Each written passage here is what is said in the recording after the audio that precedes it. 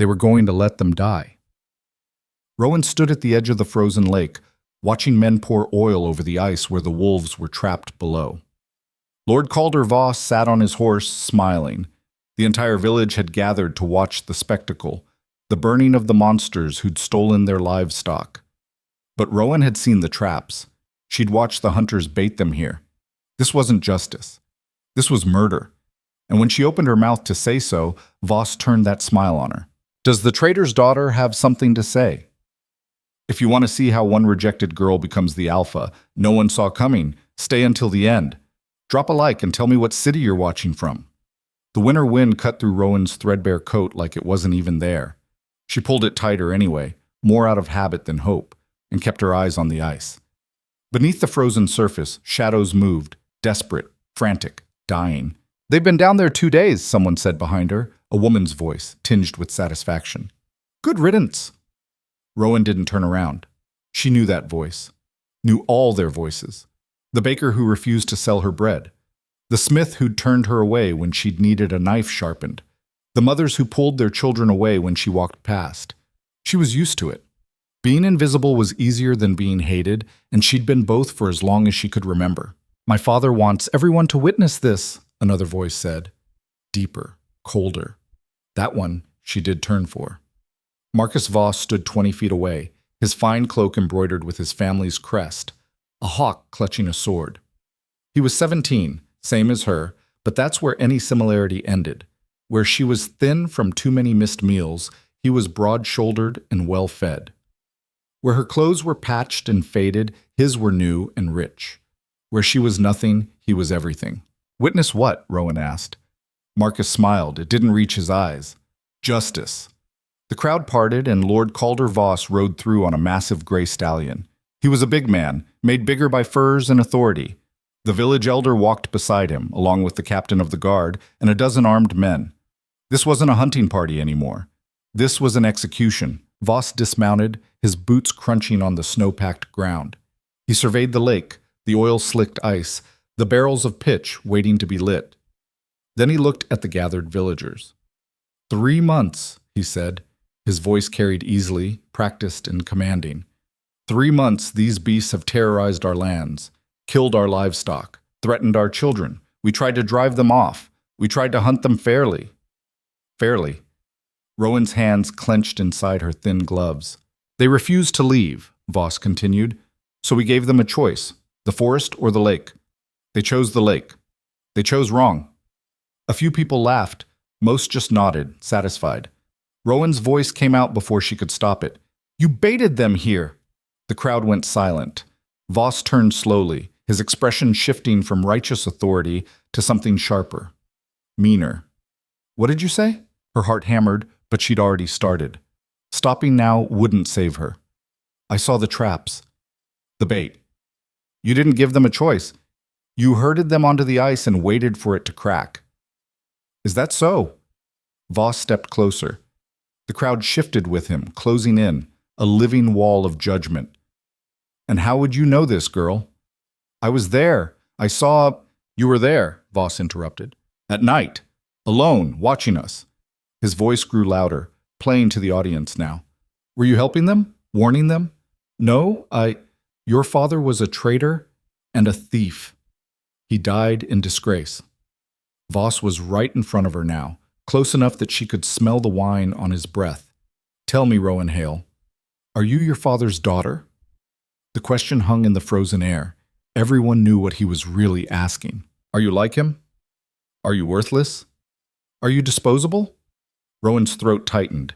She wanted to scream that her father had been framed, that the evidence against him had been planted, that he died defending a truth no one wanted to hear. But she'd learned that lesson early. The truth didn't matter if no one believed you. I'm just saying you don't have to kill them, she said quietly. They're trapped. They're suffering. You could let them go. Voss stared at her for a long moment. Then he laughed. It was a cold sound, theatrical and cruel. Let them go, he repeated, turning to the crowd. She wants us to show mercy to wolves, to beasts that would tear our children apart without hesitation. He looked back at Rowan. You're not just your father's daughter. You're worse. You're weak, sentimental, dangerous. I'm not. You are nothing, Voss's voice cracked like a whip. You have no family, no standing, no value to this community, and yet you dare to question me. To question justice? Rowan felt the crowd's eyes on her, felt their agreement, their contempt, their eagerness to see her put in her place. She'd been in this place her whole life. Beneath them. Less than them. Not worth listening to. If you care so much about these animals, Voss said, his smile returning, perhaps you should join them. The guards moved before she could react. Rough hands grabbed her arms, dragging her toward the lake. Wait! She tried to pull free, but there were too many of them. Stop! Let's see if the wolves show you the same mercy you'd show them, Voss called out. They threw her onto the ice. She landed hard, her shoulder slamming into the frozen surface. Pain shot through her arm. She scrambled to her knees, but her boots couldn't find purchase on the slick, oil-covered ice. Beneath her, she felt movement. The wolves, they were right below. Light it, Voss commanded. No! Rowan tried to stand, slipped, fell again. Please! A torch arced through the air. The oil caught instantly, flames spreading across the ice in a hungry orange wave. Heat slammed into her face. Smoke filled her lungs. She crawled backward, away from the fire, but it was moving faster than she could. The ice groaned beneath her, then it cracked. The sound was like a gunshot, sharp and final. The surface beneath her feet gave way, and she plunged into water so cold it stopped her heart. Everything went dark. The cold was absolute. It wasn't just freezing, it was aggressive, invasive, a living thing that wanted inside her bones. Rowan kicked instinctively, but her heavy coat dragged her down. Her boots filled with water. She couldn't tell which way was up. Her lungs burned, her chest screamed for air, black spots danced across her vision. This is how I die, she thought distantly. Drowned like an animal while they watch. Something brushed against her leg. Terror spiked through her chest, cutting through even the desperate need for oxygen. The wolves. She was in the water with the wolves. They were going to kill her. They were pushing her up. A solid mass moved beneath her, lifting, propelling her toward the surface. Rowan broke through, gasping, choking on air and water and smoke. Her vision blurred, but she felt it. Something large beneath her, keeping her afloat. Not attacking, helping. She grabbed onto the edge of an opening in the ice, her numb fingers barely able to grip. The flames had spread in a perfect circle now, trapping the center section where she clung. Heat on one side, freezing water on the other. Behind her, something else surfaced. A wolf. Massive, gray, half drowned. It struggled toward the same opening, its movements weak and desperate. Its eyes rolled white with panic and exhaustion. Rowan didn't think. She reached back, grabbed its scruff with both hands, and pulled. The wolf was heavy, heavier than anything she'd ever tried to lift. Her arms shook. Her grip slipped. But something primal took over. Not thought, just action. She braced her feet against the edge of the ice hole and hauled with everything she had. The wolf came up inch by inch, its front legs scrabbling for purchase. Finally, it collapsed onto the ice beside her, sides heaving, water streaming from its fur. Alive. Barely. On the shore, the crowd had gone silent. They were staring. At her. At the wolf. At what she'd just done. She's insane, someone whispered. Rowan pushed herself up on shaking arms. The gray wolf beside her wasn't moving except for the labored rise and fall of its chest.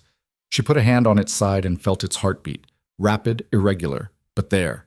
Beneath the ice, more shadows moved. The rest of the pack, still trapped, still dying. She looked at the shore, at Voss, sitting tall on his horse, his face frozen in an expression she couldn't read. At the guards, hands on their weapons but not moving. At the villagers who'd watched her get thrown into freezing water and hadn't lifted a finger to help. Something inside her snapped. Not her spirit. Something deeper. The part that cared what they thought. The part that had spent 17 years trying to earn their approval. The part that wanted to belong. It died in that moment, drowned as surely as these wolves were meant to be. "You want to kill them?" she shouted, her voice raw and breaking. "Then you'll have to kill me too." Voss's expression darkened. "That can be arranged." "Do it then."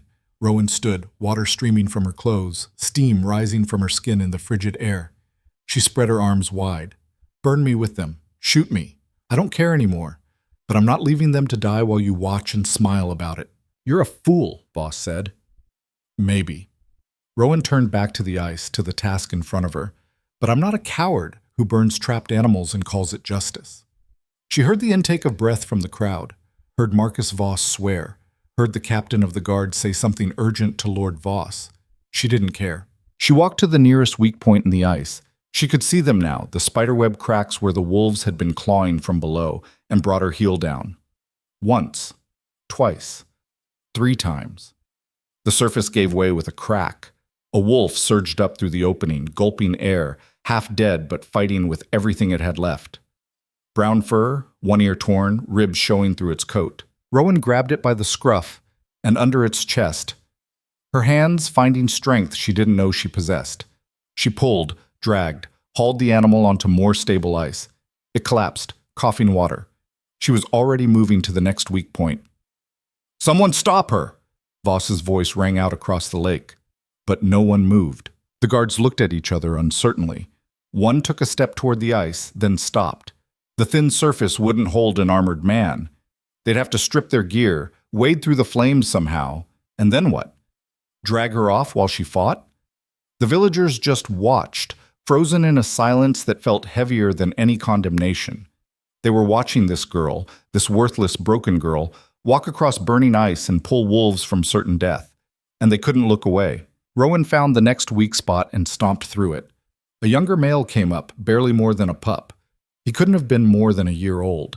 He struggled weakly, barely able to keep his head above water. She grabbed him under his front legs and pulled him out, her hands shaking so badly now she almost dropped him. But she didn't. She got him onto solid ice and moved on. The fire was spreading. The heat made the ice crack faster, which meant more openings, but it also meant less time.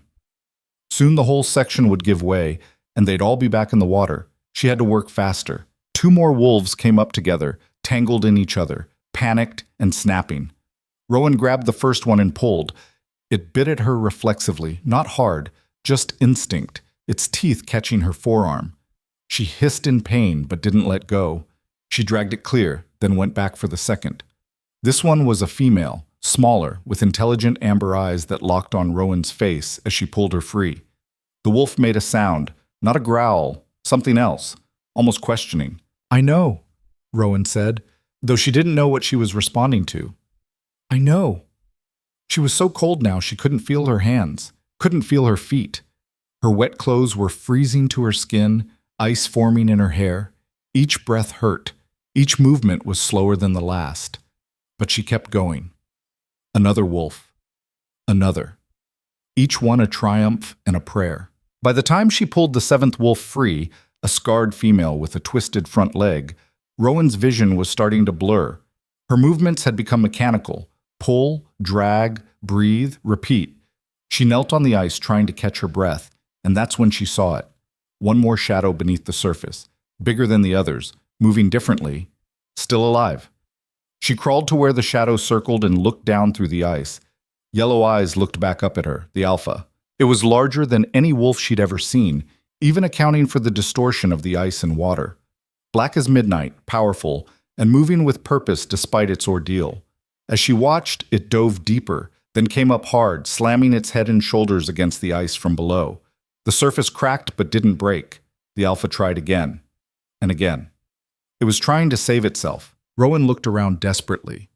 The ice here was thicker than where the others had been. It would take more than her heel to break through. She needed something heavy. Her eyes landed on a chunk of broken ice the size of her head, displaced by one of the earlier rescues.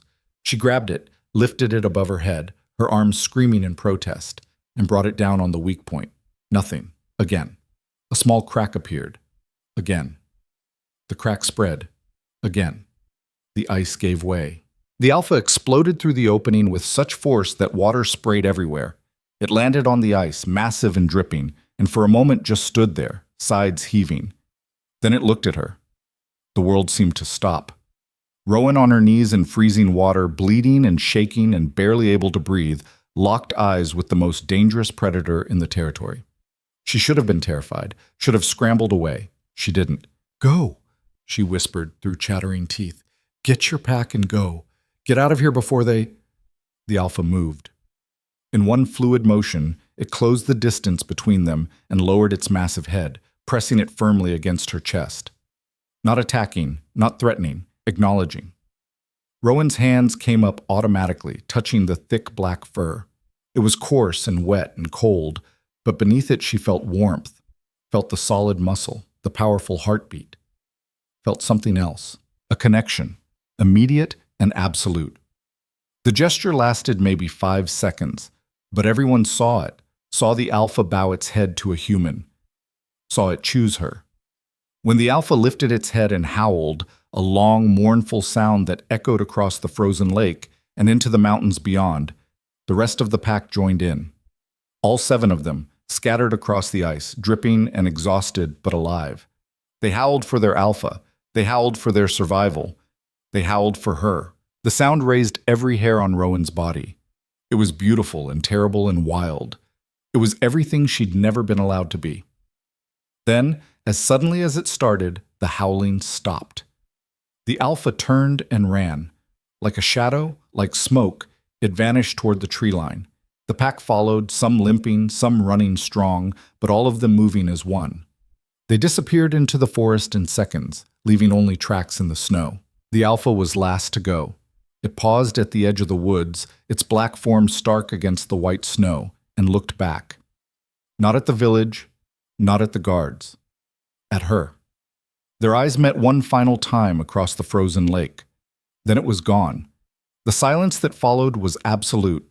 Rowan knelt alone on the ice, shivering so hard her teeth rattled, blood dripping from her forearm, where one of the wolves had bitten her, her hands torn and bleeding from the ice and the desperate pulling. She should get up, should get off the ice before it gave way completely. She couldn't seem to move. On the shore, Voss sat perfectly still on his horse. His face had gone pale, his expression caught somewhere between rage and something that looked like fear. "Witch," someone breathed. The word rippled through the crowd like a stone dropped in still water. Witch, demon, monster, unnatural. All the names they'd called her before, now given new weight, new meaning. "She commanded them," a woman said, her voice shrill. "Did you see? They obeyed her, bowed to her. Devils take us? What did we just witness? She's cursed. I always said she was cursed. Like her father, bad blood." Marcus Voss dismounted and strode toward his father, gesturing angrily toward Rowan. She couldn't hear what he was saying, but she could guess. His face was red, his movements sharp and aggressive. Lord Voss held up a hand, silencing his son. He stared at Rowan for a long moment, his jaw working. Then he spoke, his voice carrying across the ice despite its quietness. "Get off my land." Rowan blinked. Water dripped from her hair into her eyes. "What?" "You heard me." Voss's voice was flat, empty of emotion. "Get off my land, out of my village. You're banished." The word hit her like a physical blow. Banished. "She should be arrested," Marcus protested. "She interfered with justice. She saved animals," Voss said. "Stupid animals. And nearly died doing it." He looked at Rowan with something that might have been contempt or might have been discomfort. The village doesn't need her kind of foolishness, or her kind of trouble. "But father..." "Enough." Voss turned his horse. "She has until dawn to gather her things and leave. After that, anyone who aids her will be punished. Anyone who sees her within our borders will report it immediately." He paused, looking back at Rowan one final time. "If you're still here when the sun rises, I'll have you arrested for witchcraft and tried accordingly. Do you understand?" Rowan understood. She understood that they'd tried to kill her and failed. Understood that she'd saved lives they wanted dead. Understood that her existence, her defiance, her difference, her refusal to die quietly was something they couldn't tolerate. This wasn't mercy. This was elimination. "Where am I supposed to go?" The question came out smaller than she intended, weaker. Voss's expression didn't change. "I don't care. Die in the woods. Freeze in a ditch. Find another village stupid enough to take you in. It's not my concern. I've lived here my whole life. This is my home." "No," Voss said quietly. "It's not. It never was. You just didn't know it yet." He turned his horse and rode away. The guards followed. The villagers lingered a moment longer, staring at her with a mixture of fear and satisfaction. Then they too dispersed, muttering among themselves, throwing dark looks back at her over their shoulders. Within minutes, the lake was empty except for Rowan and the dying flames on the ice. She knelt there until her legs went completely numb. When she finally tried to stand, she nearly fell. Her body wasn't working right. Everything was cold and slow and distant. She made it to shore on hands and knees, crawling across the ice like an animal. On solid ground, she collapsed. The snow beneath her cheek should have felt cold. Instead, it felt almost warm. That was bad. She knew that was bad. Get up, she told herself. You have to get up. Her body didn't respond. Get up or die here. That got through. With enormous effort, she pushed herself to her knees, then to her feet. She swayed, nearly fell again, but managed to stay upright. One step, then another. The walk back to her cottage took forever. The sun was setting by the time she stumbled through the trees and saw it. Her home. The tiny building with its sagging roof and crooked chimney. The place her father had built before she was born. The only thing she had left of him. The door hung slightly crooked on its hinges. She'd been meaning to fix that. Wouldn't matter now. She pushed it open and stood in the threshold, looking at her life. A straw mattress in the corner, thin and lumpy. A table she'd built herself when she was 14, using wood scraps from the smith shop. One chair with uneven legs. A fireplace that smoked more than it heated. A shelf holding 3 books. Her father's books. The only valuable things he'd owned. 2 pots, a pan, and a hunting knife. That was it. That was everything she owned in the world. She had until dawn to pack it and leave. Rowan moved on autopilot. She peeled off her wet clothes, her fingers clumsy and numb. The shirt stuck to her skin, frozen in places. Getting it off took 5 minutes and left her gasping. She dressed in her only other set of clothes, a worn wool dress, and a thicker coat that had been her father's. Too big on her, but warmer than what she'd had. Then she looked at what she could take. The mattress? Too big. She'd need to sleep on the ground. The table? Impossible to carry. The books? Heavy, but she couldn't leave them. Her father had taught her to read with those books. She wrapped them in a piece of cloth and set them aside. Food next. She took stock of her supplies with a sinking heart. Half a loaf of bread, hard as stone.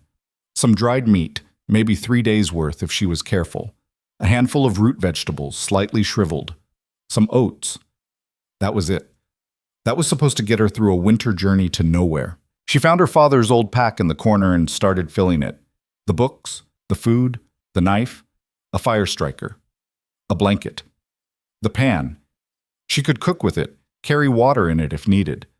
The pack was maybe half full. It should have felt light. It felt like the weight of the world. As she worked, as the reality of her situation sank in, anger built in her chest. Hot and bitter and useless, but real. They'd thrown her away, after everything. After 17 years of keeping her head down, following their rules, accepting their contempt without complaint. After working twice as hard for half the respect. After enduring their insults and their exclusion and their casual cruelty. After saving lives. They'd thrown her away like garbage. Bastards, she whispered. The word felt good. She said it louder. Bastards! She grabbed the edge of the table and flipped it. The crash was enormously satisfying. The table hit the floor and one of the legs cracked. The sound echoed in the small space. For a moment she just stood there, breathing hard, staring at the overturned table. It changed nothing. She was still alone, still banished, still had nowhere to go. The anger drained away, leaving only exhaustion. Rowan sank to the floor, her back against the wall, and put her head in her hands. She should cry. This seemed like a situation that deserved tears. But she'd learned young that crying didn't help, didn't change anything, just made people uncomfortable or gave them ammunition to use against you. So she sat dry-eyed in her ruined cottage and tried to figure out what came next. A sound outside made her freeze, scratching, at the door. Her hand went to the knife on her belt. Had they sent someone after her already? Guards to make sure she left? Or worse, she stood and approached the door slowly, her heart hammering. Through a crack in the wall, she could see movement outside. Something large. Rowan gripped the knife tighter and opened the door an inch. Yellow eyes looked back at her. The Alpha. It sat on her doorstep like it had been waiting. Snow had started to fall, dusting its black fur with white. Steam rose from its breath in the cold air. You... Rowan's voice caught. She opened the door wider. You followed me. The wolf didn't move, just watched her with those intelligent, knowing eyes. You can't be here, she said. It's not safe. If they see you, they'll kill you. They'll hunt your whole pack. The alpha made a sound low in its throat. Not a growl. Something else. I'm serious. You need to go back to your pack. Get far away from this place. The alpha stood, shook the snow from its fur, and walked past her into the cottage.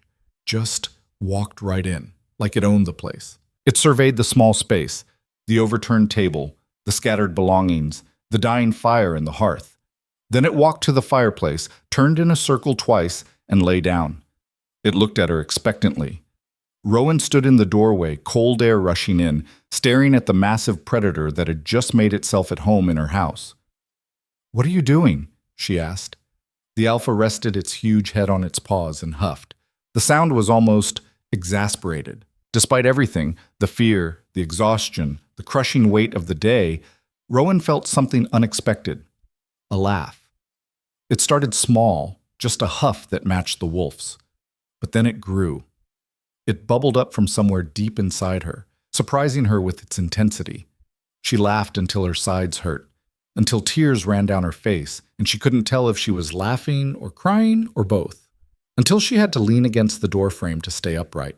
When she finally stopped, gasping for breath, the alpha was still watching her. You're insane, she told it. Do you know that? You're completely insane. The wolf blinked slowly. Fine. Rowan closed the door and latched it. You can stay, but just for tonight. In the morning, you go back to your pack. Understood? No response. The wolf just kept watching her with those two intelligent eyes. Rowan shook her head and went to restart the fire. Her hands were still shaking, from cold or shock or exhaustion. She wasn't sure. It took 3 tries to get the striker to work. When the flames finally caught, she sat down on the floor across from the wolf, her back against the wall. They regarded each other in the flickering firelight. The alpha was even bigger up close. Its head was easily the size of her torso. Its paws were massive, claws as long as her fingers. It could kill her in seconds if it wanted to. It didn't look like it wanted to. I don't know where I'm going, Rowan said quietly. The words came easier talking to the wolf than they would have talking to a person. I don't have a plan. I don't have money or supplies or anything. The alpha's ears twitched. I could try to reach the next village. It's maybe 3 days' walk. But if Voss sends word ahead, they won't take me in either. They might even send me back. She pulled her knees to her chest. I could go to the city, but that's 2 weeks on foot and I don't know anyone there. And I'd need money to survive and I don't have any skills people would pay for. The fire crackled. Outside, the wind picked up. You should be with your pack, she said. They need you. You're their alpha. The wolf didn't move. I saved you because it was the right thing to do. Not because I expected anything in return. You don't owe me. Still nothing. You should go. The alpha rose suddenly, fluid and powerful. For a second, Rowan thought it was actually leaving. Maybe it had finally understood. But instead of going to the door, the wolf crossed the small space between them. Rowan pressed back against the wall, her breath catching. The alpha lowered its massive head and rested it in her lap. The weight was solid and warm. Real. Rowan's hands hovered uncertainly above the black fur. The wolf huffed again, that same exasperated sound. Slowly, carefully, she lowered her hands onto its head. The fur was thick and coarse, still slightly damp from the lake. But beneath it, she could feel warmth, could feel the steady rhythm of its breathing, could feel something else. It wasn't physical, wasn't anything she could name, but it was there. A connection, wordless, absolute. She'd saved its pack. Now it had chosen her, not as a master, not as prey, as something else entirely. Why? She whispered. The alpha didn't answer, couldn't answer. But as Rowan's fingers buried themselves in its fur, as her breathing slowly synced with the wolf's, she felt some of the fear and anger and despair drain away. She wasn't alone. Against all logic, against everything she'd been taught about wolves and danger and the natural order of things, She wasn't alone. Rowan sat there as the fire died down to embers, as the cottage grew cold, as snow began to fall outside. She sat there until her eyes grew heavy, until exhaustion finally overwhelmed everything else. She woke with a start to full darkness. The fire had gone out completely, the cottage was freezing, and the Alpha was gone. Panic seized her chest. She scrambled up, looked around the dark space, saw nothing. The door was slightly ajar. Had it left? Had it finally come to its senses and returned to its pack? A howl split the night, close, just outside. Then another, and another. 7 voices rising in harmony. Rowan stumbled to the door and threw it open. The entire pack was there. 7 wolves stood in a loose circle in the snow around her cottage, their eyes reflecting what little moonlight filtered through the clouds. The brown female with the torn ear, the young male, the scarred one with the twisted leg. All of them watching her cottage, watching her. The Alpha sat closest, directly in front of the door. Snow fell around them, settling on their fur, turning them into ghost shapes in the darkness. "What?" Rowan's voice failed. She tried again. "What are you doing?" The Alpha stood and took 3 steps toward the forest. It stopped and looked back at her. The message was crystal clear. "Come." "I can't," Rowan said. "I have to leave the village, yes, but I need to find civilization. Another town, people." The Alpha huffed. It took 3 more steps toward the trees, stopped, and looked back again, more insistent this time. "Where would we even go? I can't survive in the forest. I don't know how." The wolf's yellow eyes seemed to bore into her. "Trust me," they said. Or maybe she was projecting. Maybe she was so desperate for connection that she was imagining meaning where there was none. But she didn't think so. Rowan looked back at her cottage, at the life she'd built from scraps and stubbornness.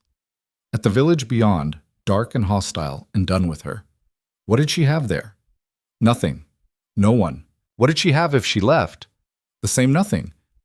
But with wolves, it was insane, completely, utterly insane. She grabbed her pack from inside, pulled on her father's coat, and closed the door.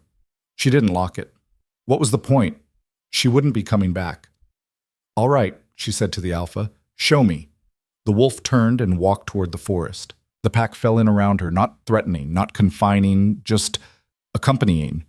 They moved through the snow like shadows, silent and sure-footed. Rowan followed. The forest swallowed them whole. Behind her, the village slept on, unaware that the girl they'd discarded had just walked into the wilderness with the very monsters they'd tried to destroy. The last thing Rowan saw, looking back, was smoke rising from the village chimneys against the pre-dawn sky. Then the trees closed in, and it was gone. She walked through the darkness, surrounded by wolves, heading toward nothing and nowhere. And for the first time in her life, Rowan Hale felt something she'd never experienced before. Not hope, exactly. Not safety. But the absence of something else. The absence of rejection. The absence of being less than. She was leaving behind everything she'd ever known. Everyone she'd ever tried to please. All the people who'd made her feel worthless. And walking with her were 7 creatures who'd never asked her to be anything but exactly who she was. The girl who pulled them from the ice. The girl who chose them. The snow fell heavier now, covering their tracks as they moved deeper into the forest. Within an hour, it would be like they'd never existed. Rowan smiled. Let them think she'd vanished. Let them think the woods had taken her. In a way they had, but not the way anyone expected. The Alpha led them through the darkness with confidence, moving through the trees like it knew exactly where it was going. The pack followed in formation, the brown female on the left flank, the young male on the right, the others spread out behind. And in the center, protected without being imprisoned, walked Rowan. She should have been terrified. She wasn't. The forest was dark and cold and full of dangers she couldn't name. She was walking away from everything familiar with nothing but a half-empty pack and 7 wolves. But she wasn't alone anymore. That had to count for something. Didn't it? The trees grew thicker, the snow deeper, the darkness more complete. And still they walked, away from the village, away from Lord Voss and his cruelty, away from a life that had never wanted her anyway, into something unknown. Rowan Hale, the rejected daughter of a disgraced man, had finally found her pack, and they were taking her home. The forest took them deeper. Rowan lost track of time somewhere between the third and fourth hour of walking. The darkness under the canopy was absolute, broken only by the faint gray light filtering through the snow-heavy branches. Her legs burned. Her feet had gone numb miles ago. But the pack moved with steady purpose, and she refused to be the one who slowed them down. The Alpha led them through terrain she never would have found on her own. Narrow game trails, frozen streams that made better paths than the dense undergrowth, clearings where the snow hadn't drifted as deep. It moved like it had walked this route 1,000 times. Maybe it had. Around her, the wolves maintained their formation. The brown female, Rowan had started thinking of her as Scar, for the torn ear, ranged ahead occasionally, scouting. The young male stayed close to Rowan's right side, his shoulder sometimes brushing her leg. The others moved through the darkness like ghosts, their paws making almost no sound in the fresh snow. No one had spoken in hours. There was no one to speak to. Just when Rowan thought her legs might actually give out, when she'd started to wonder if the wolves planned to walk until she dropped dead, the Alpha stopped. They'd reached a cliff face, stone rising dark and sheer into the night. At its base, barely visible in the darkness, was an opening, a cave. The Alpha looked back at her once, its eyes catching what little moonlight filtered through the clouds, then disappeared inside. The pack followed without hesitation. Rowan hesitated at the entrance. Every childhood story about caves rushed back. Bears, mountain lions, bandits. Things that lived in the dark and ate stupid girls who wandered in alone. Except she wasn't alone. Not anymore. She ducked inside. The cave was larger than she'd expected. The entrance narrowed for a few feet, forcing her to bend low, then opened into a space maybe 20 feet across and 15 deep. The ceiling was high enough she could stand upright. The floor was packed earth, dry and relatively level, and most importantly, it was warmer than outside. Not warm, still well below freezing, but the wind couldn't reach here. The wolves had already spread out, shaking snow from their fur, settling into what were clearly familiar spots. This wasn't a random shelter they'd stumbled upon. This was home. The Alpha watched her from the back of the cave, its yellow eyes catching the faint light from outside. "Okay," Rowan said quietly. Her voice sounded strange after hours of silence, echoing slightly off the stone walls. "Okay, this is good." She dropped her pack and sank to the ground before her legs could give out. Pain shot through her calves, her thighs, her feet, as blood flow returned to extremities that had gone beyond numb into something approaching frozen. She'd walked farther tonight than she'd ever walked in her life, and they'd probably have to do it again tomorrow. And the day after that. The young male approached her, sniffing cautiously at her pack, then at her hands. Up close she could see he was thin, thinner than the others, probably the runt of the last litter. His ribs showed through his fur. He pushed his nose against her palm, his breath warm against her frozen skin. "Hey," she whispered. "You doing okay?" He licked her palm once, then settled down next to her, his body a warm weight against her side. The heat from him was startling, almost painful against her cold skin. One by one, the other wolves arranged themselves around the cave, not surrounding her exactly, just including her in their space. The scarred female took a spot near the entrance, clearly the designated lookout. Two others curled together near the Alpha. The rest found their own corners. Rowan pulled her blanket from her pack and wrapped it around her shoulders. The cave blocked the wind, which helped, but it was still cold enough to see her breath misting in the air. She should start a fire. She had the striker, and there was old wood debris scattered near the entrance, probably blown in during storms. A fire would warm the space, let her dry her clothes, maybe even cook something. But exhaustion hit her like a physical force. Her eyes were closing before she could talk herself into moving. Her body simply shut down, overriding every rational thought about survival and warmth. The last thing she felt was the young male shifting closer, his warmth seeping through her coat and blanket. Then darkness took her. She woke to something wet and rough dragging across her face. Rowan jerked upright, disoriented, her hand going instinctively for the knife at her belt. Morning light, actual sunlight, streamed through the cave entrance, bright enough to make her squint. The young male sat in front of her, his tail wagging slightly, looking immensely pleased with himself. "Did you just lick me awake?" she asked, her voice hoarse. He huffed and trotted toward the entrance, looking back at her expectantly. I'm coming! I'm coming! Rowan stood and immediately regretted it. Every muscle in her body screamed. Her calves felt like someone had beaten them with clubs. Her feet were blistered inside her boots. Her shoulder, where she'd landed on the ice, throbbed with a deep, persistent ache. She limped to the cave entrance and looked out at a transformed world. Snow covered everything in a blanket of white so bright it hurt to look at directly. The sun hung low in a cloudless sky, turning the snow into millions of tiny diamonds. Icicles hung from the cliff face above the cave, some as long as her arm.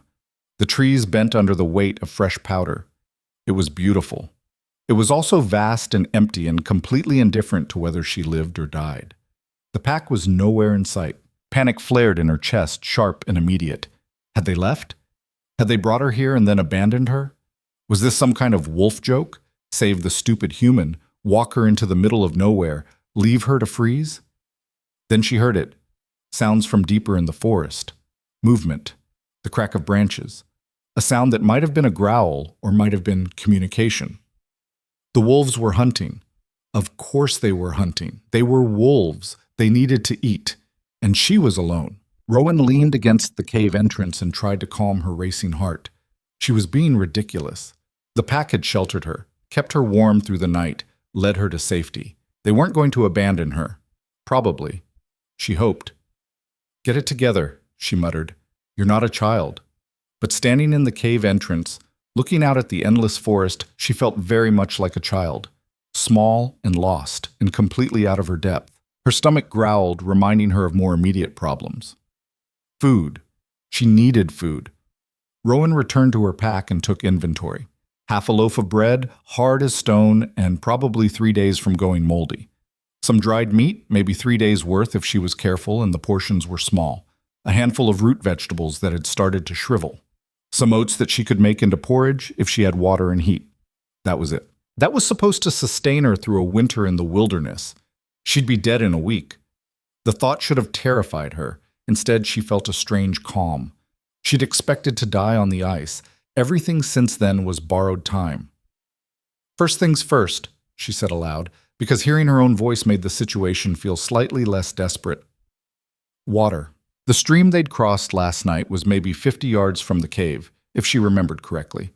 Rowan grabbed the water skin from her pack and headed out, her boots crunching in the fresh snow. The forest in daylight was both more and less frightening than it had been in darkness. She could see now, could see the vastness of it, the way the trees stretched in every direction with no sign of human habitation. But she could also see the game trails, the tracks in the snow, the signs of life. Birds called from the canopy. A rabbit darted across her path, startled by her approach.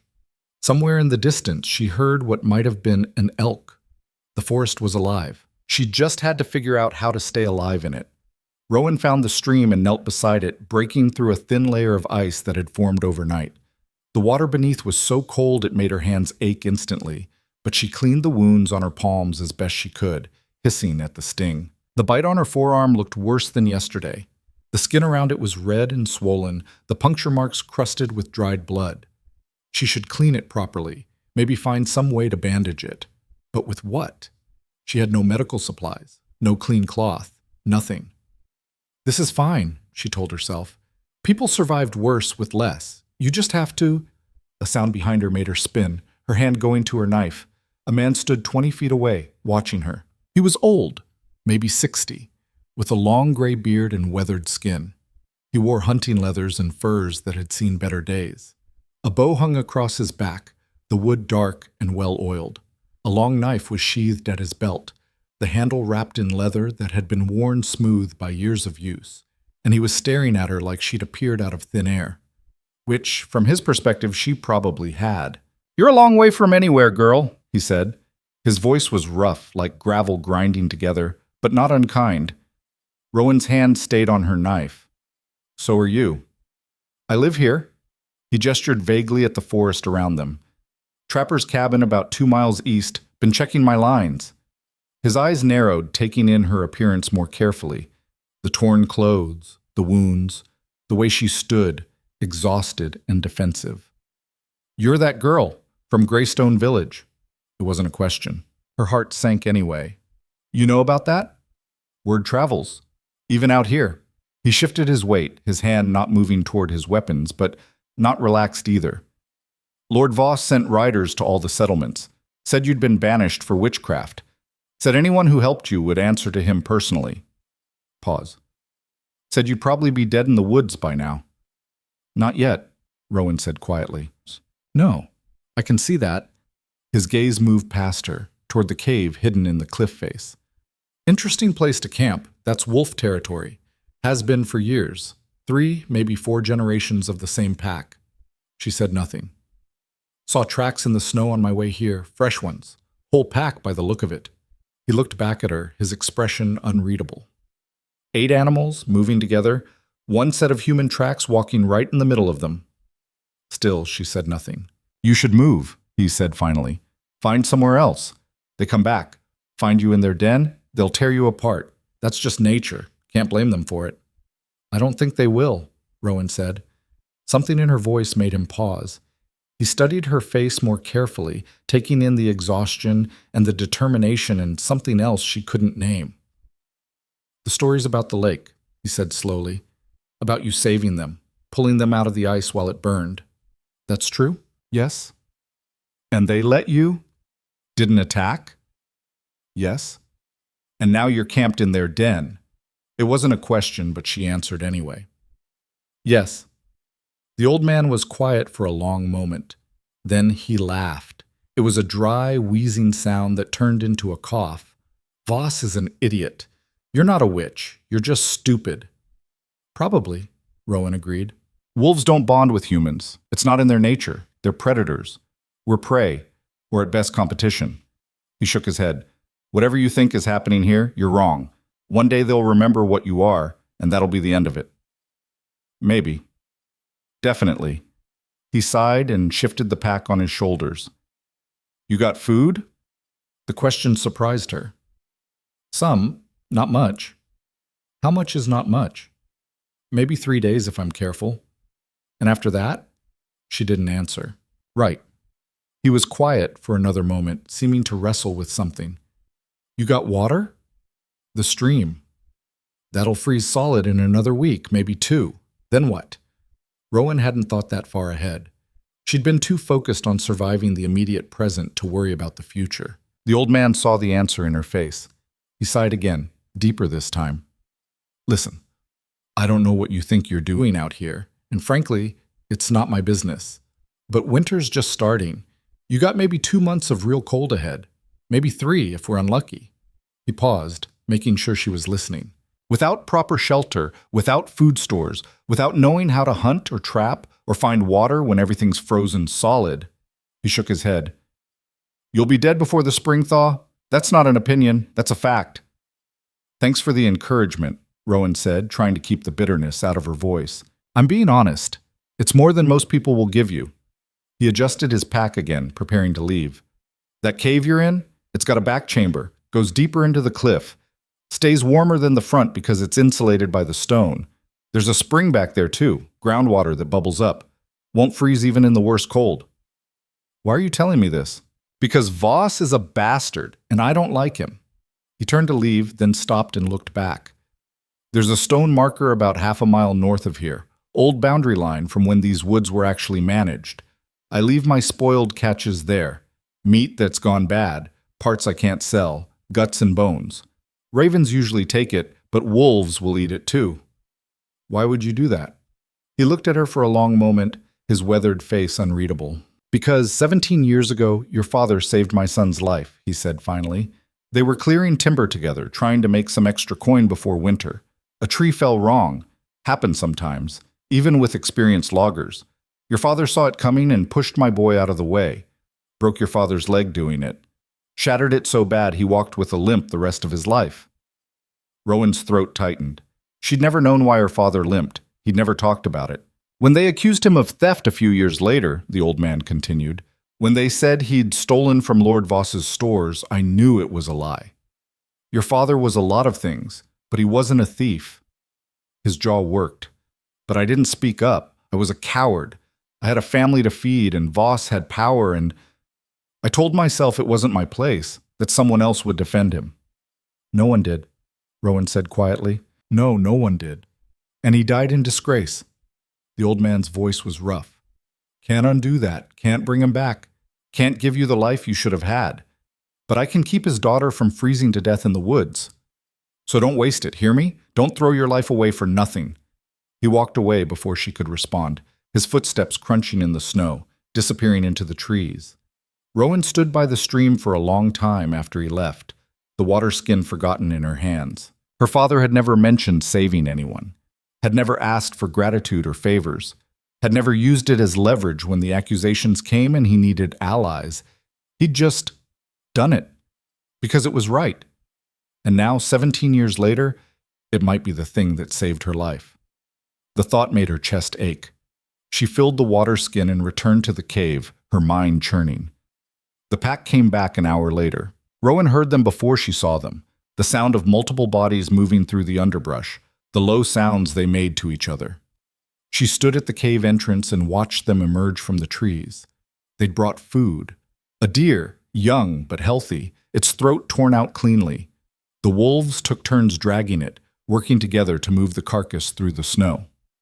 They brought it directly to the cave and deposited it in the center. Then the feeding began.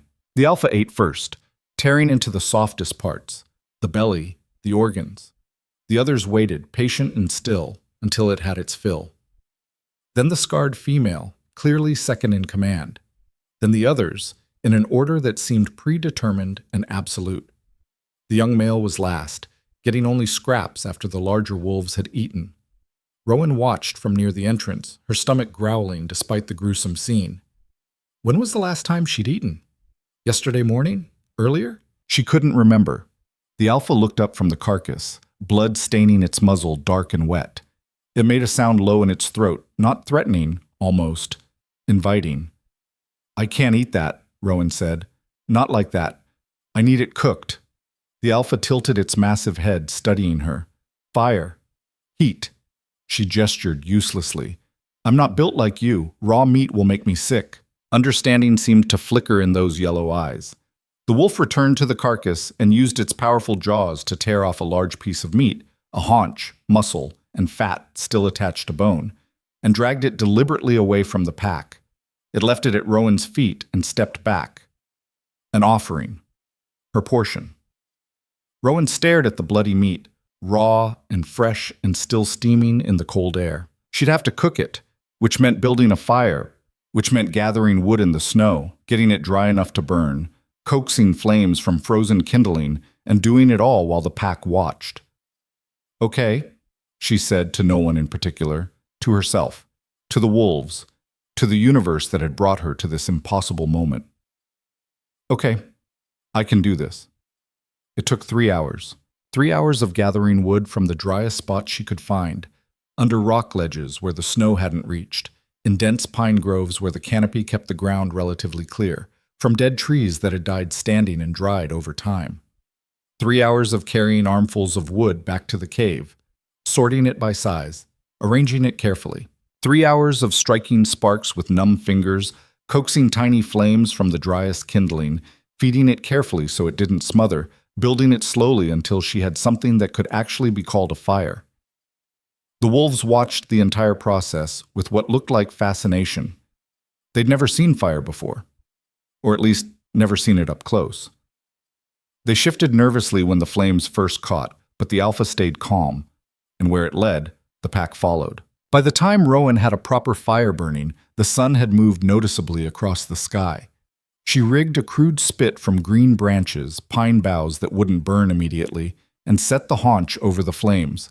Fat dripped into the fire, making it spit and flare. The smell of cooking meat filled the cave within minutes. The young male crept closer, his nose working, clearly intrigued. It's better this way, Rowan told him, turning the meat to cook it evenly. Trust me, humans have been doing this for thousands of years. We're not wrong. He didn't look convinced, but he sat down to watch. The cooking took another hour. Rowan had no idea if she was doing it right. She'd watched the cook in Greystone Village prepare meat a few times, but watching and doing were entirely different things. When the outside was charred and the fat had rendered and the smell was making her lightheaded with hunger, she decided it was done enough. She pulled it from the fire and waited for it to cool just enough that it wouldn't burn her mouth. Then she tore into it, It was the best thing she'd ever tasted, better than any meal she'd had in the village, better than the feast day celebrations, better than anything. Maybe it was just hunger. Maybe it was the situation. Maybe cooking over an open fire actually did something to the flavor. She didn't care. She ate until her stomach ached, until grease covered her hands and face, until the bone was picked nearly clean. Then she sat back against the cave wall, breathing hard, feeling almost human for the first time since the lake. The alpha watched her from across the cave, something that might have been approval in its eyes. Or maybe she was just projecting. "Thank you," Rowan said quietly. "I know you don't understand words, but thank you. For the food, for the shelter, for not eating me." The wolf huffed, that same almost exasperated sound, and closed its eyes. The days that followed fell into a rhythm that Rowan wouldn't have believed possible a week earlier. The pack hunted every other day, bringing back deer, rabbits, once even a young elk that took all of them working together to bring down. They ate their fill, then left portions for her. Rowan learned to keep the fire going continuously, banking it at night and building it back up in the morning. She learned which wood burned hottest, which gave off the least smoke, which lasted longest. She cooked their offerings and ate better than she ever had in her life. She explored the cave's back chamber and found exactly what the old trapper had described, a larger space that stayed noticeably warmer than the front, and a small pool of water that bubbled up from somewhere deep underground. The water was just warm enough not to freeze, fed by some underground spring. She also found bones. Years of wolf kills, piled in corners and crevices. Deer skulls. Elk ribs.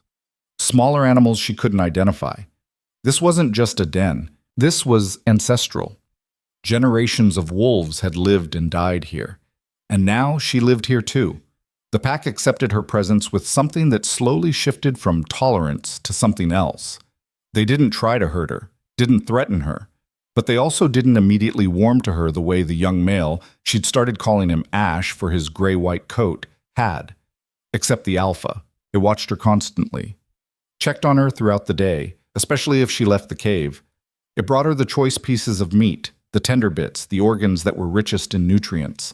And at night, it slept close to her fire, close to her, like it was standing guard, like she was something worth guarding. On the fourth day, Rowan woke to find snow falling so heavily she couldn't see more than a few feet beyond the cave entrance. The world beyond had become a wall of white, impenetrable and hostile. The pack didn't hunt that day. They stayed in the cave, conserving energy, waiting out the storm with the patience of creatures that had survived hundreds of such storms. Rowan sat by the fire and tried not to think about what would happen when her meager supplies ran out completely.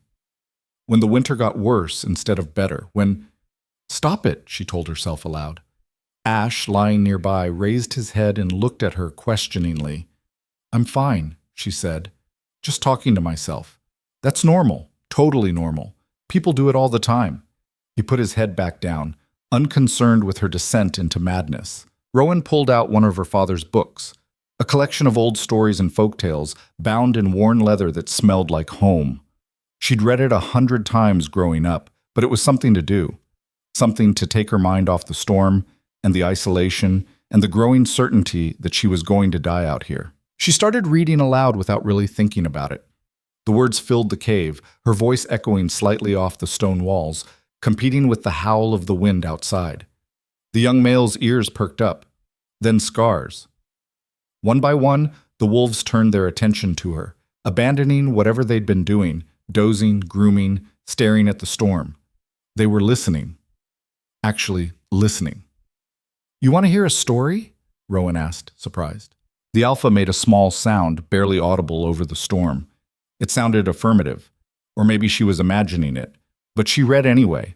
Read about heroes and monsters, about quests and transformations, about people who were thrown away by their communities and became something more, about ordinary people doing extraordinary things because they had no other choice. The wolves listened to every word, their eyes tracking her movements, their ears focused on her voice. When she finished one story and started another, no one moved. No one left. They just listened. It was the strangest and most wonderful thing that had ever happened to her. By the 10th day, Rowan had fallen into the routine completely. She woke when the pack woke, usually at dawn. She tended the fire. She cooked whatever they brought her. She ate when they ate, rested when they rested, slept when they slept. She'd stopped thinking constantly about the village, about Voss and his cruelty, about Marcus and the other villagers who'd watched her nearly die and done nothing. She'd stopped mourning the life she'd lost. This was her life now. And strange as it was, terrifying as it was also better.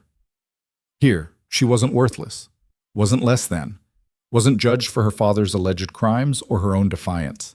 Here, she just was. But the isolation was starting to wear on her in ways she hadn't expected. She talked to the wolves constantly now, having full conversations with them. She'd named them all, given them personalities that might or might not reflect reality. Ash was the friendly one, always near her, always wanting attention. Scar was the serious one, the protector. Crooked, the wolf with the twisted leg, was the stubborn one who never gave up despite the obvious pain. Ghost, Shadow, and Ember were the quiet ones, harder to tell apart, but she was learning. She told them about her father, about growing up alone, about the lake, and what it felt like to be thrown onto burning ice. They listened with what seemed like understanding, their eyes tracking her face, their bodies oriented toward her. Or maybe she was going insane and they were just tolerating the strange human who cooked her food and made noise. It was getting harder to tell. On the 13th day, Rowan ran out of bread. She'd been rationing it, making it last, but the last piece had finally grown too moldy to eat, even by wilderness standards. Her other supplies were dwindling just as fast. The dried meat was gone. The root vegetables were long since consumed. She had maybe a handful of oats left. That was it. She could survive on what the pack brought her, had been surviving on it, mostly. But the knowledge that she had literally nothing else, no backup, no safety net, made her chest tight with anxiety. What happened when winter got worse and the deer migrated to lower elevations? When hunting became impossible and the pack had to range farther and farther to find food? Would they still share with her? Could they afford to? And if they couldn't, what then? She needed more supplies, more food, warmer clothes. Her coat was already showing wear from the hard living. Maybe some basic tools. Medicine for the bite on her arm that still looked angry and infected, which meant going back to civilization. The thought made her physically ill, but the alternative was starvation, or worse, becoming a burden on the pack that had saved her. That night, sitting by the fire with the alpha resting nearby, she told it her plan. "I need to go to a settlement," she said quietly. The wolf's eyes opened, focusing on her face. "Not Greystone. Somewhere else. Somewhere Voss's reach doesn't extend, or at least isn't as strong. I need to trade for supplies, food, warmer clothes, maybe some basic tools." The alpha's eyes narrowed, its body tensing slightly. "I'll come back," Rowan said quickly, urgently. "I promise. I swear it. But I can't survive the whole winter on what I have. And I'm eating your kills, meat you need. Every bite I take is a bite one of you doesn't get. That's not sustainable." She paused, trying to find words to explain to a creature that couldn't understand language. "I have to do this. But I will come back. This is home now." The words surprised her as she said them, but they were true. This cave, this pack, this impossible life, it was more home than anywhere had ever been.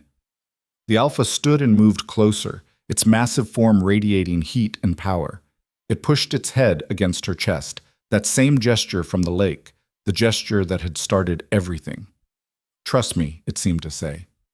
Or maybe, "Don't go." Or maybe, "Be careful." "I have to," Rowan whispered, her hands coming up to touch the thick black fur. "But I'll be careful, and I'll come back. I promise." The alpha pulled back and looked at her for a long moment, those yellow eyes seeming to see straight through to her soul. Then it turned and walked to the back of the cave, disappearing into the deeper chamber. Rowan waited, confused and a little hurt. Had she offended it somehow? Was it angry? When the wolf returned, it was carrying something carefully in its mouth. A leather pouch, old and weathered. The alpha dropped it at Rowan's feet. She picked it up with shaking hands and opened the drawstring. The leather was soft with age, clearly well made once, but now cracked and faded. Inside were coins, silver and copper, more money than she'd ever seen in one place, more money than she'd held in her entire life combined. Where did you get this? She breathed, looking up at the alpha. The wolf looked toward the back chamber, toward the pile of old bones. Someone had died in this cave. A traveler, maybe. A hunter who'd sought shelter and never left. Years ago, probably decades. The wolves had scavenged the body. That's what wolves did. But somehow this pouch had remained tucked into some crevice or buried under debris. And now they were giving it to her. I can't take this, Rowan said, even as her fingers closed around the pouch. You might need this, somehow, for something. The alpha huffed, that exasperated sound she'd come to recognize. Yes, you can. Don't be stupid. She clutched the pouch, tears burning her eyes. Thank you. Thank you so much. The wolf turned and went back to its spot by the fire, the matter clearly settled in its mind. Rowan sat holding the pouch for a long time, feeling the weight of the coins, the weight of the gift, the weight of everything it meant. They were taking care of her, the way Pack took care of Pack. The next morning, Rowan prepared to leave. She packed light, just the coin pouch tucked safely in her inner pocket, her knife on her belt, and a determination to get back before dark. The nearest settlement that wasn't Greystone was Millbrook, a small trading post maybe 6 miles south. She'd never been there herself, but she'd heard villagers mention it, a place where trappers and hunters sold their catches, where travelers stopped for supplies. If she moved fast and didn't get lost, she could make it by midday, buy what she needed, and be back before nightfall. The alpha walked her to the cave entrance. So did Ash, his tail wagging nervously like he knew something was wrong. I'll be back before dark, Rowan promised them both. I swear it. Before the sun goes down, I'll be back. The alpha touched its nose to her hand, a gesture of something. Trust. Warning. Both. Then she was walking alone through the snow, following landmarks she'd memorized over the past days. The lightning-struck tree that stood like a broken finger pointing at the sky. The frozen creek bed that ran roughly south. The stone marker the old trapper had mentioned, moss-covered and ancient. The forest felt different without the pack. Bigger, more hostile, empty in a way that made her chest tight. Every shadow could be a threat. Every sound could be danger. Rowan walked faster, her hand on her knife. She reached Millbrook just after noon, exactly as planned. The settlement wasn't much to look at. Maybe a dozen buildings clustered around a central square that was more mud than anything else. A trading post with a crooked sign. A smithy with smoke rising from its chimney. A stable. A building that might have been a tavern. Smaller structures that were probably homes. Smoke rose from multiple chimneys. People moved between buildings, bundled against the cold, going about their daily business. Normal life, regular human life. The sight of it made something in Rowan's chest ache. She pulled her hood up, hiding as much of her face as possible, and approached the trading post. A bell chimed as she opened the door, announcing her presence. The interior was warm, almost stifling after the cold outside, and cluttered with goods. Shelves lined every wall, packed with supplies. Furs and hides hanging from the ceiling, tools, dried foods, cloth, rope, everything a person might need to survive in the wilderness. A heavy-set woman stood behind a wooden counter, counting coins into neat stacks. She looked up as Rowan entered, her eyes sharp and assessing. "Help you?" she asked.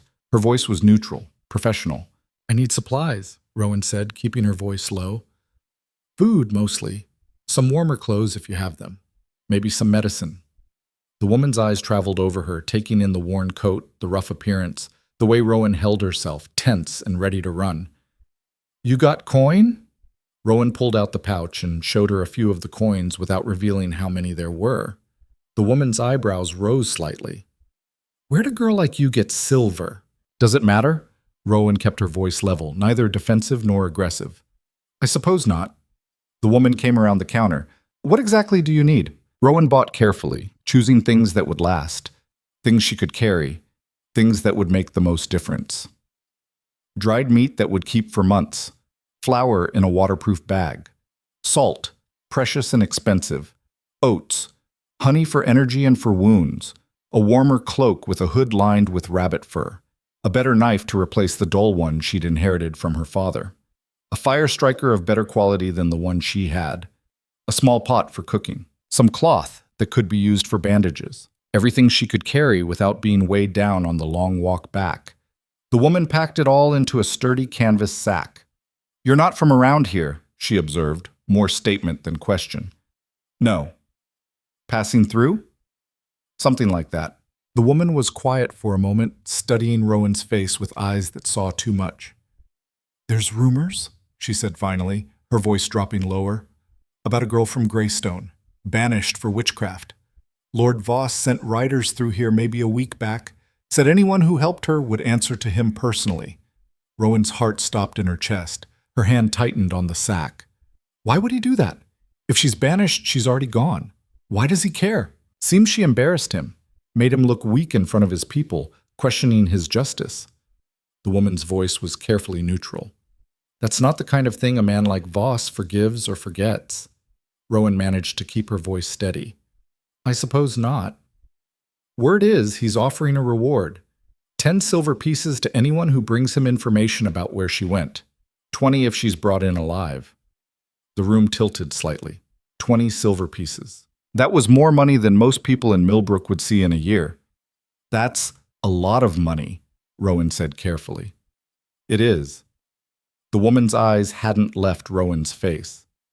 "Girl your age, traveling alone in winter, wearing worn-out clothes but paying with silver coins?" She let the implication hang in the air. Rowan's hand went to her knife. "How much do I owe you?" The woman tallied up the purchases, her movements deliberate and slow. The silence stretched. 4 silver, 2 copper, she said finally. Rowan counted out the coins with shaking hands and placed them on the counter. The woman took them, examined them briefly, and tucked them into a box beneath the counter. When she straightened, her expression was still carefully neutral. "Girl," she said as Rowan turned to leave. Rowan stopped, every muscle in her body tensed to run. "There's men in the tavern, bounty hunters by the look of them. They've been here 2 days asking questions, looking for a dark-haired girl, thin-billed, traveling alone." Pause. "Might want to avoid going that direction." Rowan looked back slowly. The woman's expression hadn't changed, but her eyes held something else now. Warning, or maybe pity, or maybe both. "Why are you telling me this?" The woman shrugged. "Bad for business if customers get arrested in my shop. Brings too much attention." But there was something else in her voice, something that said there was more to it than that. "Thank you," Rowan said quietly. "Don't thank me. Just don't come back here. Next time, I might not be able to help." Rowan left the trading post and headed for the forest as quickly as she could without actually running. Every instinct screamed at her to sprint, to get away as fast as possible, but running would draw attention. She forced herself to walk normally, just another traveler leaving town. She'd almost reached the tree line when she heard it. "There! That's her!" Rowan didn't look back. She ran. Behind her, shouts erupted. The sound of boots pounding in the snow. Multiple men, armed and motivated by 20 silver pieces. "Stop! In Lord Voss's name!" She crashed into the forest, branches whipping her face, the heavy sack bouncing against her back. Her heart hammered. Her breath came in gasps. The men were gaining. She could hear them behind her, closer than they should be. 3 of them at least, maybe more. Armed and faster than her. She wasn't going to make it. The cave was still miles away. She'd never outrun them. They'd catch her, drag her back to Voss, and a howl split the air, long and clear and unmistakable.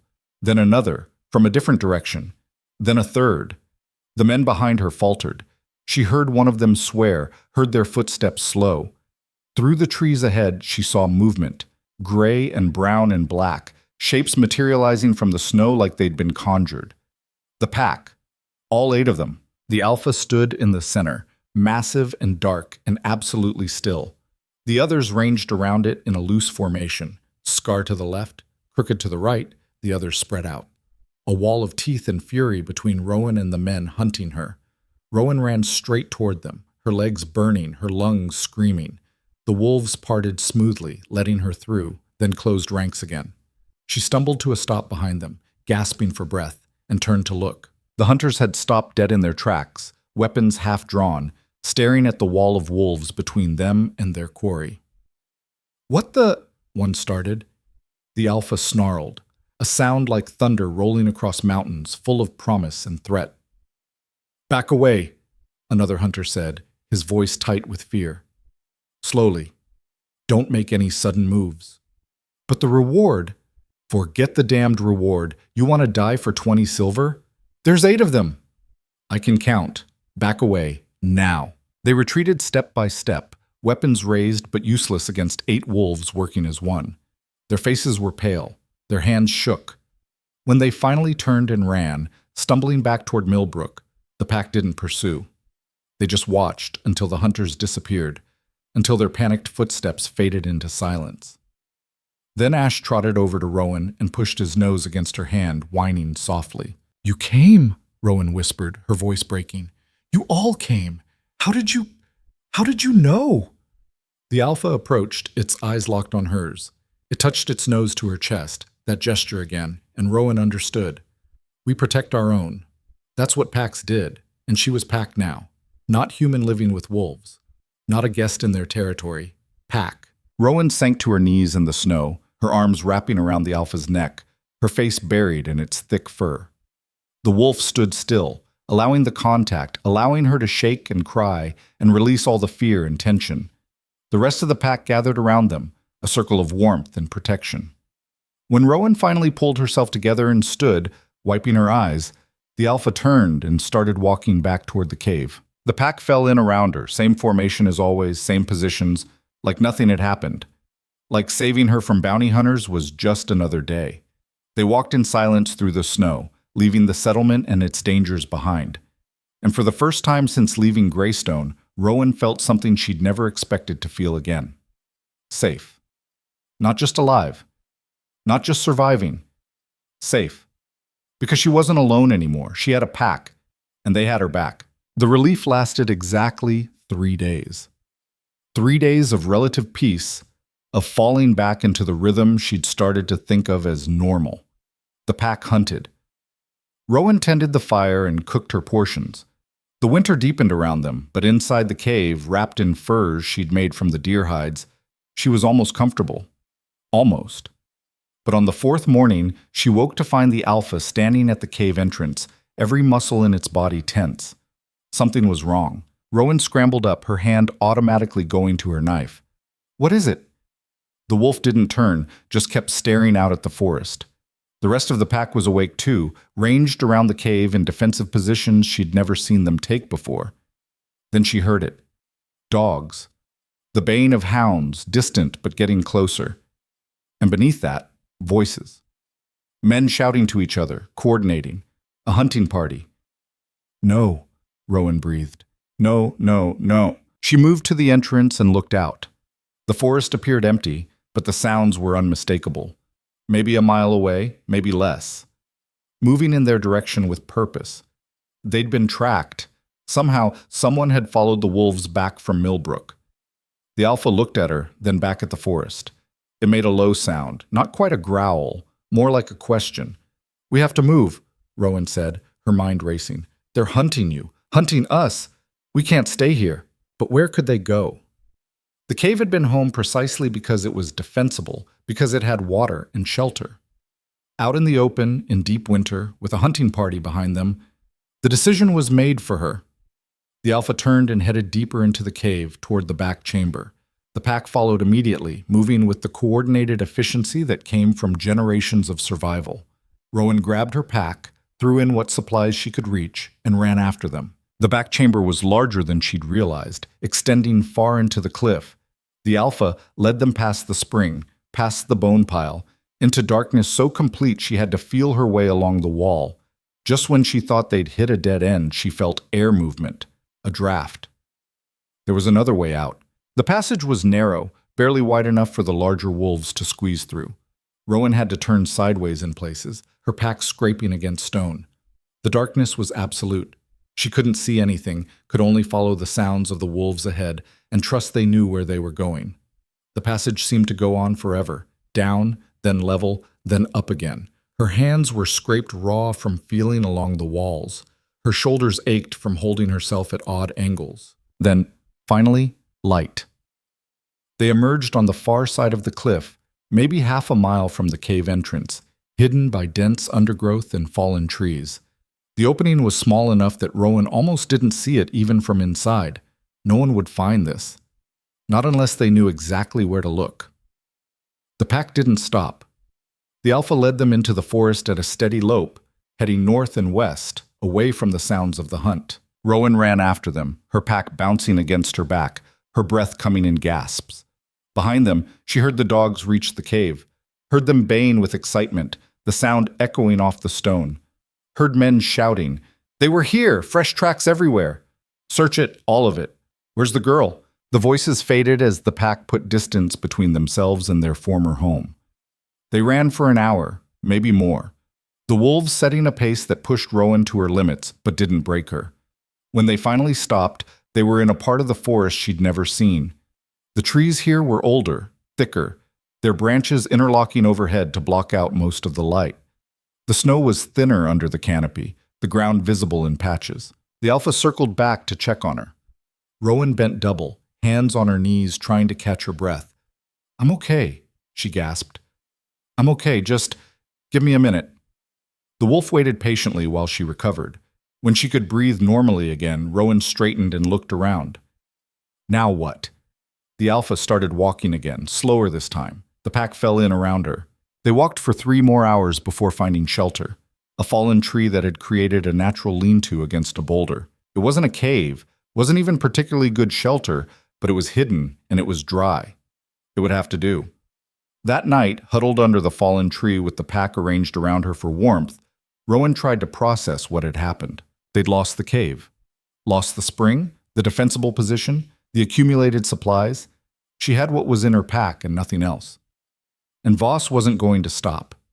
He'd sent hunters into the deep forest in winter, risking their lives, spending resources he didn't have to spare, all to find one girl who'd humiliated him.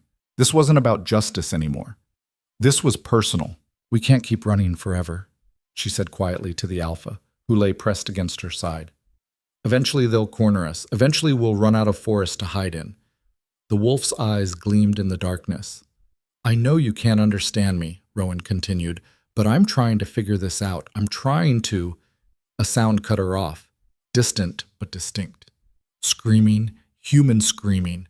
The pack was on its feet instantly, ears forward, bodies tense. The sound came again, clearer now. A woman's voice, raw with terror. Then a man shouting, "Help! Someone help us!" Rowan grabbed her knife and moved toward the sound before she could think better of it. The alpha tried to block her path, but she pushed past. "Someone's in trouble," she said. The wolf growled, an actual growl this time, low and warning. "I have to help. I'm sorry, but I have to." She ran toward the screaming. The scene she found made her stomach turn. A wagon lay on its side in a small clearing, one wheel broken, supplies scattered in the snow. A man stood over a woman and 2 children, swinging a torch at 3 wolves that circled them. Not her pack. Different wolves. Smaller, leaner, desperate, starving. The man was bleeding from his arm. The woman clutched the children.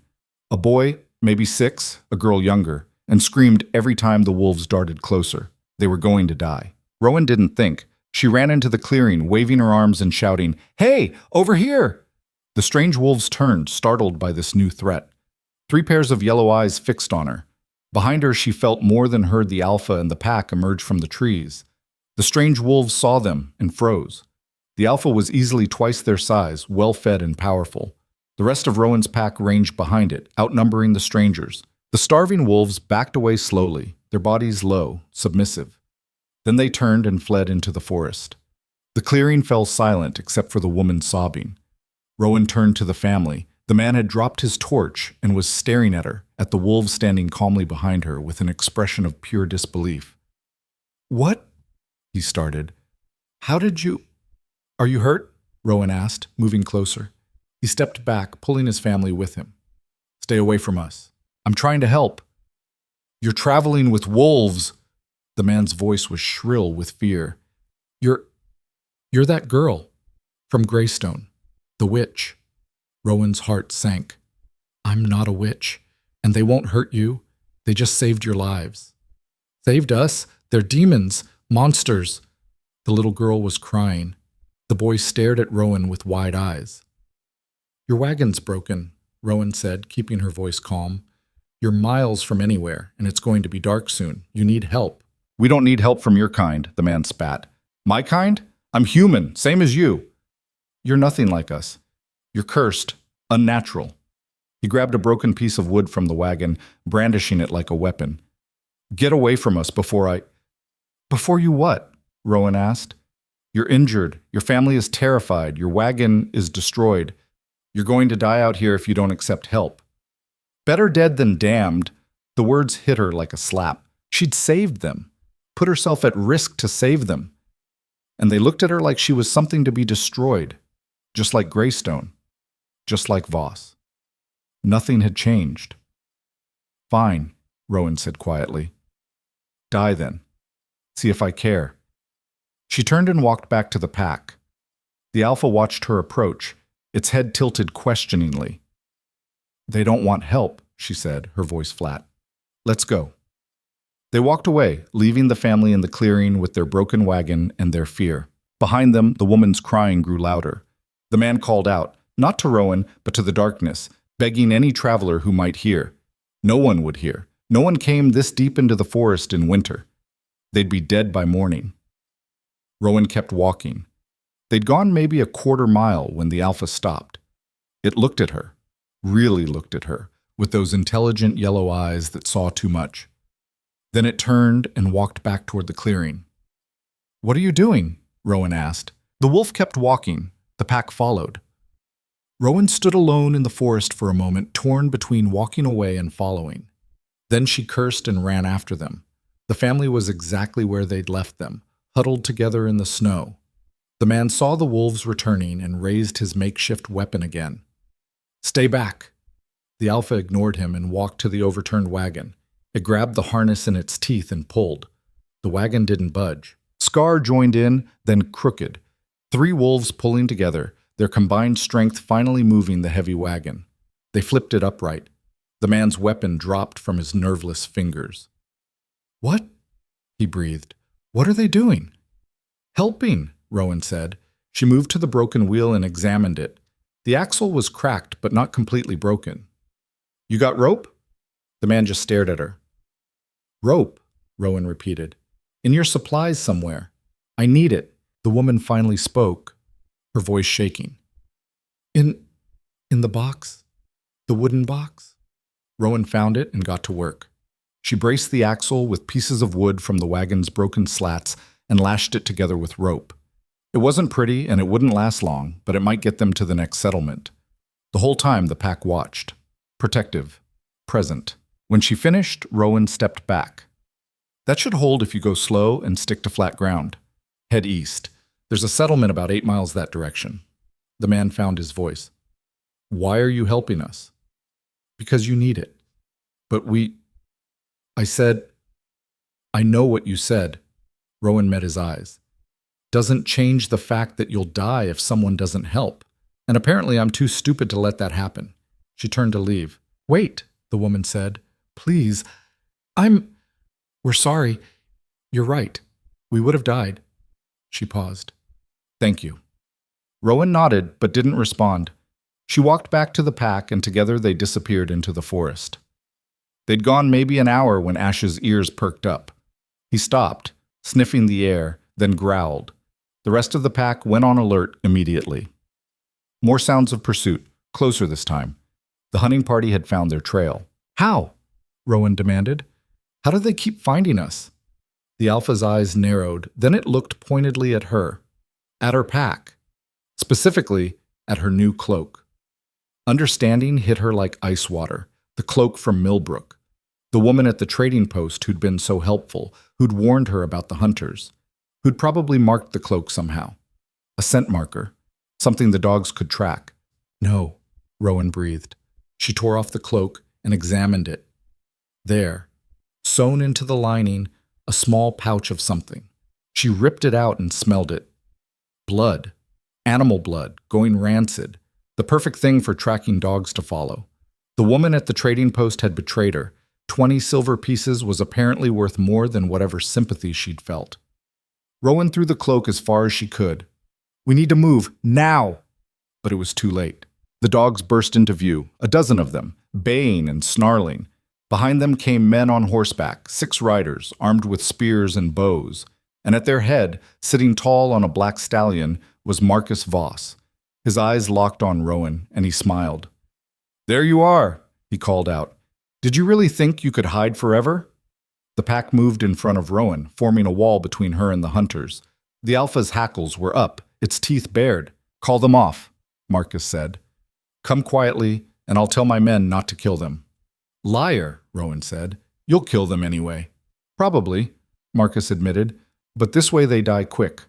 Fight us, and we'll make it slow, your choice." The hunting dogs were straining at their leashes, desperate to attack. The pack held its ground, outnumbered but not outmatched. "What do you even want?" Rowan demanded. "I'm banished. I'm gone. Why can't you just leave me alone?" "Because you made my father look weak," Marcus said. "Because people in the village are talking. Saying maybe he was wrong. Maybe you weren't the problem." His smile turned cruel. "Can't have that. Can't have people questioning the natural order. So you'll kill me to protect his pride? I'll kill you because it's necessary, because examples need to be made." He raised his hand, and the hunters readied their weapons. "Last chance. Come quietly."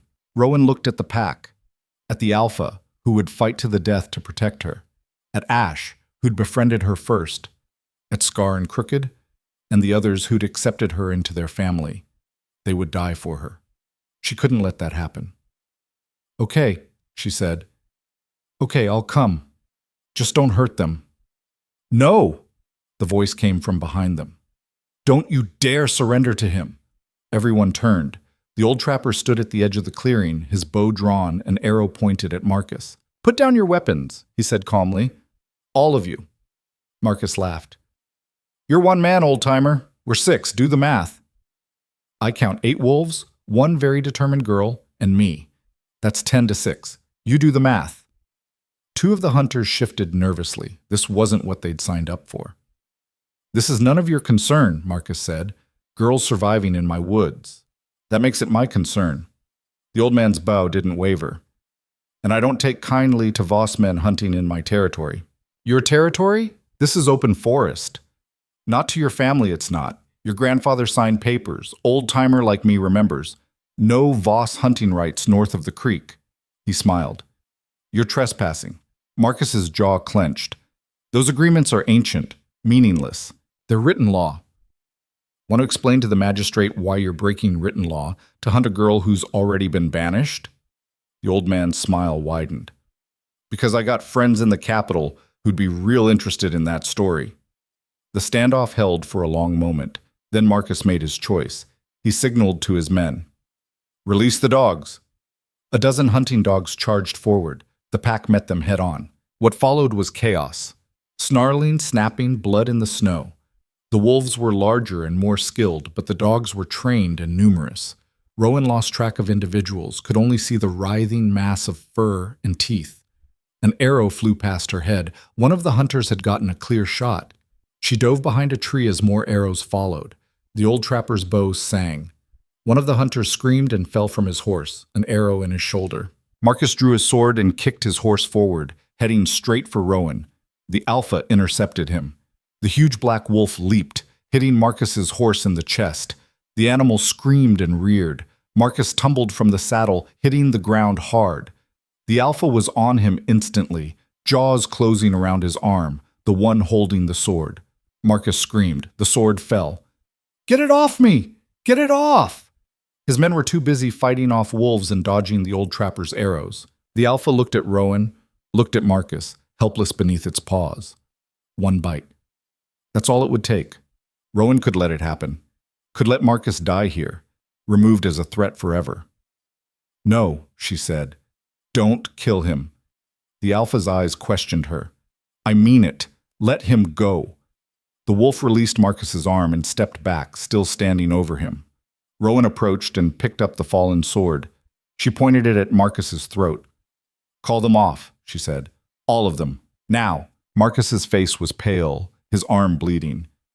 "You're going to kill me anyway." "Maybe, maybe not. But if you don't call them off, I'll let the alpha finish what it started. Your choice." Marcus hesitated, then shouted, "Stand down! Everyone stand down!" The hunters pulled back immediately, too happy to have an excuse to stop fighting. The dogs, less disciplined, took longer to recall. When the fighting finally stopped, 3 dogs lay dead. The rest limped back to their handlers, several badly wounded. The wolves had injuries too. Crooked was limping worse than usual, and Scar had a nasty gash on her flank, but they were alive. All of them were alive. Rowan kept the sword pointed at Marcus. "You're going to go back to your father and tell him you couldn't find me. Tell him I'm dead, frozen in the woods, eaten by wolves. I don't care, but you're going to stop hunting me." "He'll never believe that." "Make him believe it." She pressed the sword harder against his throat. "Because if I see another hunting party, if I even hear about one, I'm coming back. And next time I won't stop the Alpha." Marcus stared at her, and for the first time she saw real fear in his eyes. "Do we have an agreement?" she asked. "Yes." "Fine." "Yes." "Swear it." "I swear, we'll stop hunting you." Rowan lowered the sword and stepped back. The Alpha moved aside, releasing Marcus. He scrambled to his feet, cradling his injured arm. "You're insane, you know that?" "I've been told." Marcus gathered his men and what was left of his dogs. They rode away without looking back, leaving blood in the snow. When they were gone, Rowan's legs gave out. She sat down hard, the sword falling from nerveless fingers. "You should have let the wolf kill him," the old trapper said, approaching slowly. "Maybe. He'll be back. Soon as his pride recovers." "I know. So why didn't you?" Rowan looked at the Alpha, who sat nearby watching her. "Because I'm not like them. I won't kill out of convenience or pride." The old man snorted. "Noble.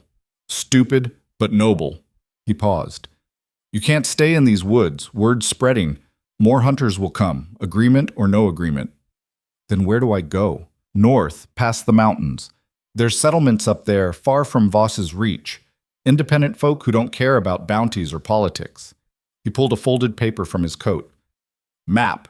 Shows the passes that stay open in winter. Won't be easy, but you'll make it." Rowan took the map with shaking hands. "Why are you helping me?" "Already told you. Can't save your father, but I can save you." He turned to leave, then stopped. "Those wolves? They're more loyal than most people. Don't take that for granted." Then he was gone, disappearing into the forest like he'd never been there. Rowan sat in the snow, holding the map, surrounded by wolves who'd fought for her, who'd chosen her. She looked at the Alpha. "North, then?" The wolf huffed, that almost exasperated sound that meant agreement. "Okay." Rowan stood, her muscles protesting. "Let's go." They walked into the deepening winter, heading toward mountains that promised freedom or death. Either way, they'd face it together. The pass was worse than the map had suggested. 3 days of climbing, the temperature dropping with each 100 feet of elevation. The wolves struggled in the deep snow, even with their thick coats. Rowan struggled more, her human body not built for this kind of cold. On the 4th day, a storm hit. Not just snow, a full blizzard that reduced visibility to nothing. The wind screamed through the peaks, tearing at their clothes and fur. They had to find shelter or die. The Alpha led them to a narrow crevasse in the rock, barely deep enough to count as shelter, but it blocked the worst of the wind. They huddled together, wolves and human, sharing body heat. The storm lasted 2 days. When it finally passed, they emerged to find the pass completely blocked. An avalanche had come down during the storm, burying the route under tons of snow and ice. They couldn't go forward. They couldn't go back. The way behind them was just as impassable now. They were trapped. Rowan stared at the wall of snow and ice, her mind refusing to process what it meant. They were going to die here, on a mountain pass so close to freedom. "No," she said aloud. "No, there has to be another way." She pulled out the map with numb fingers. There, a secondary route, marked dangerous and not recommended. It went higher, through narrower passes, but it was a way through. Maybe. "Can you make it?" she asked the Alpha. The wolf looked at the route she was pointing to, then back at her. It huffed. "Yes, we can make it." They started climbing. The route was every bit as dangerous as the map had warned. Narrow ledges with drops that disappeared into darkness. Ice that made every step treacherous. Sections where they had to squeeze through gaps in the rock that barely fit Rowan, let alone the larger wolves. Crooked fell. One moment he was there, the next the ice under his feet gave way, and he was sliding toward the edge. Scar lunged, grabbing his scruff in her jaws. Two other wolves joined her, all of them digging in, holding him. Rowan grabbed his twisted leg and pulled with everything she had. Together, they hauled him back from the edge.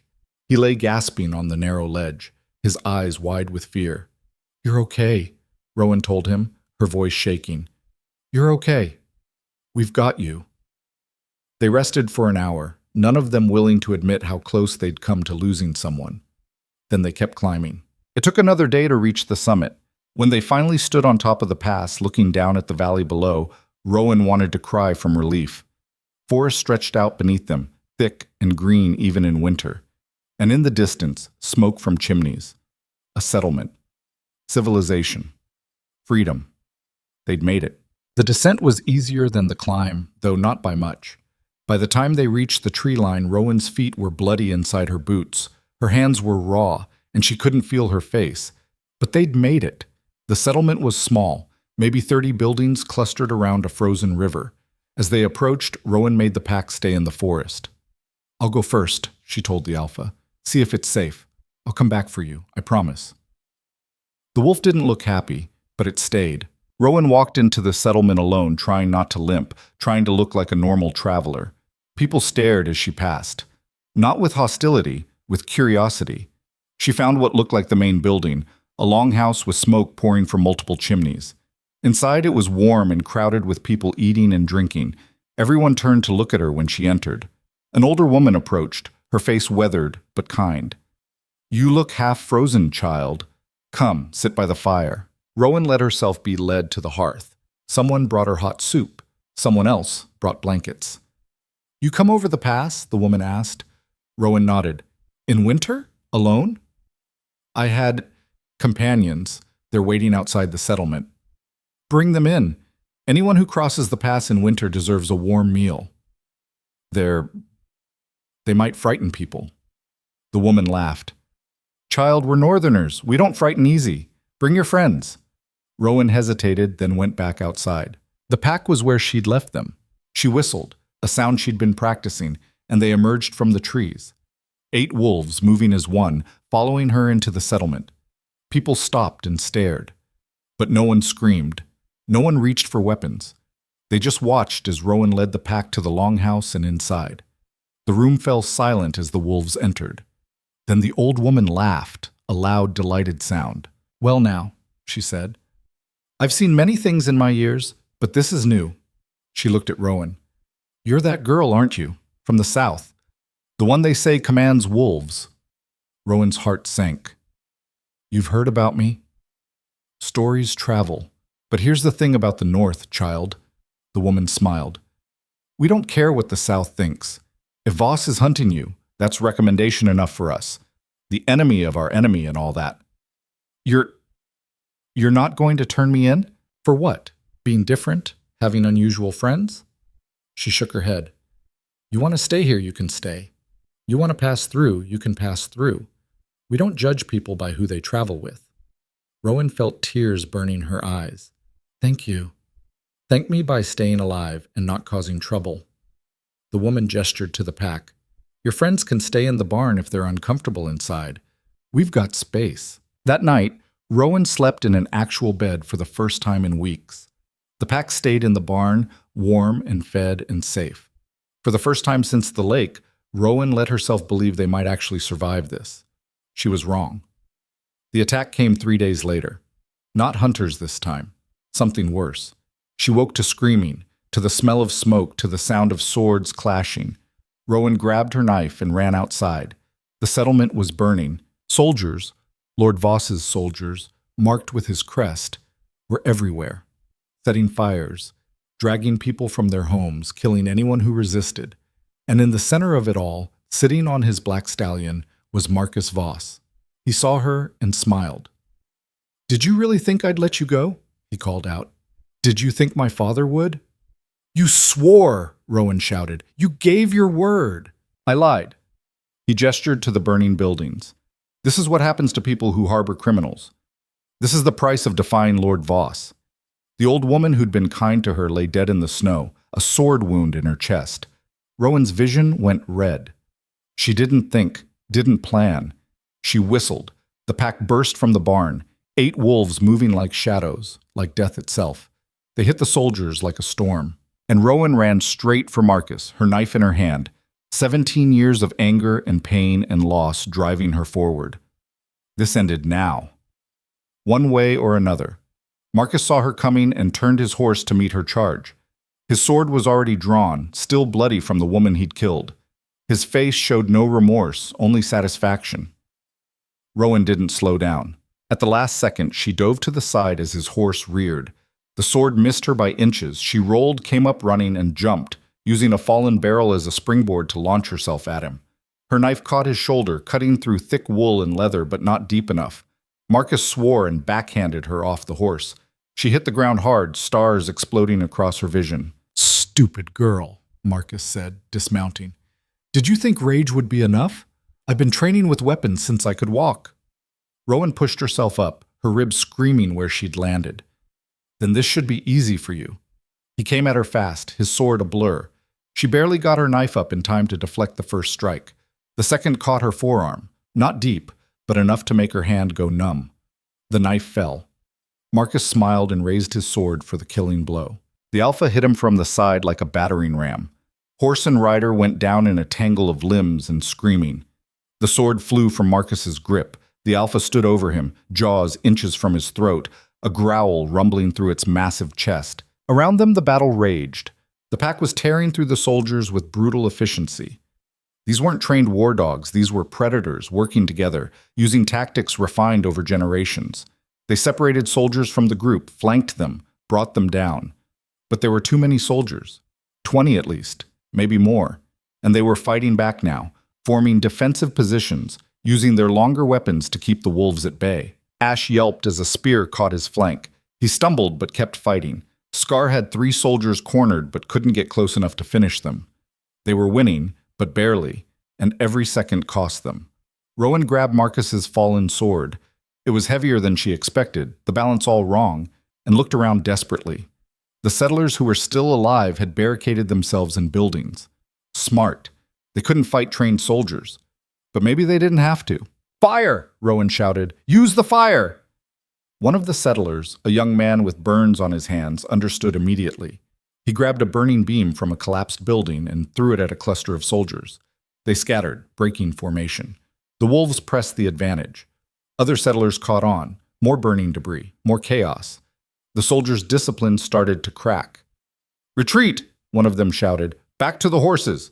"Stand your ground!" Marcus screamed from beneath the Alpha's paws. "That's an order!" But soldiers facing wolves and fire had survival instincts stronger than orders.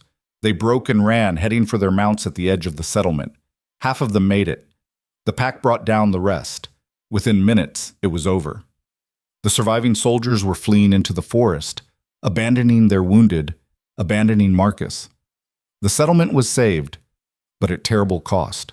Rowan looked around at the burning buildings, the bodies in the snow. 5 settlers dead, maybe more inside the buildings, dozens wounded, all because she'd come here, all because Voss couldn't let go of his pride. "Get off me!" Marcus snarled at the Alpha. The wolf didn't move. Rowan approached slowly, picking up her fallen knife. "You killed these people. For what? To prove a point?" "To maintain order," Marcus said through gritted teeth. "To show what happens when people defy the natural hierarchy." "Natural hierarchy?" Rowan laughed, but there was no humor in it. "You mean the one where your family gets everything and everyone else gets scraps? That hierarchy? It's how the world works." "No, it's how you make the world work." She pressed her knife against his throat, right where the Alpha's teeth had been moments before. "But it doesn't have to be that way. You going to kill me then? Prove you're just as bad as you say I am?" Rowan wanted to. Everything in her wanted to drive the knife home, to end this threat permanently. But she'd already made that choice once. She'd shown mercy in the forest, and it had led directly to this. "No," she said finally. "I'm not going to kill you." Relief flickered across Marcus's face. "I'm going to do something worse. I'm going to let these people decide what happens to you. She looked at the gathered settlers, the ones who'd lost homes, lost loved ones, lost everything because of Marcus Voss. He's yours, she said. Do what you want with him. An older man stepped forward, his face grim. He was missing an arm, an old injury, not from today's fight. We're not murderers, girl. We don't kill prisoners. Then don't kill him. Just make sure he never comes back. The man considered this, then nodded. We've got a cell. Used to hold raiders before we transport them to the capital for trial. He can wait there while we decide what to do with him. They dragged Marcus away, still protesting, still threatening. The Alpha finally stepped back, letting them take him. Rowan watched them go, then turned her attention to the wounded. The next hours blurred together, helping put out fires, bandaging wounds, moving the dead to a building that wasn't burning.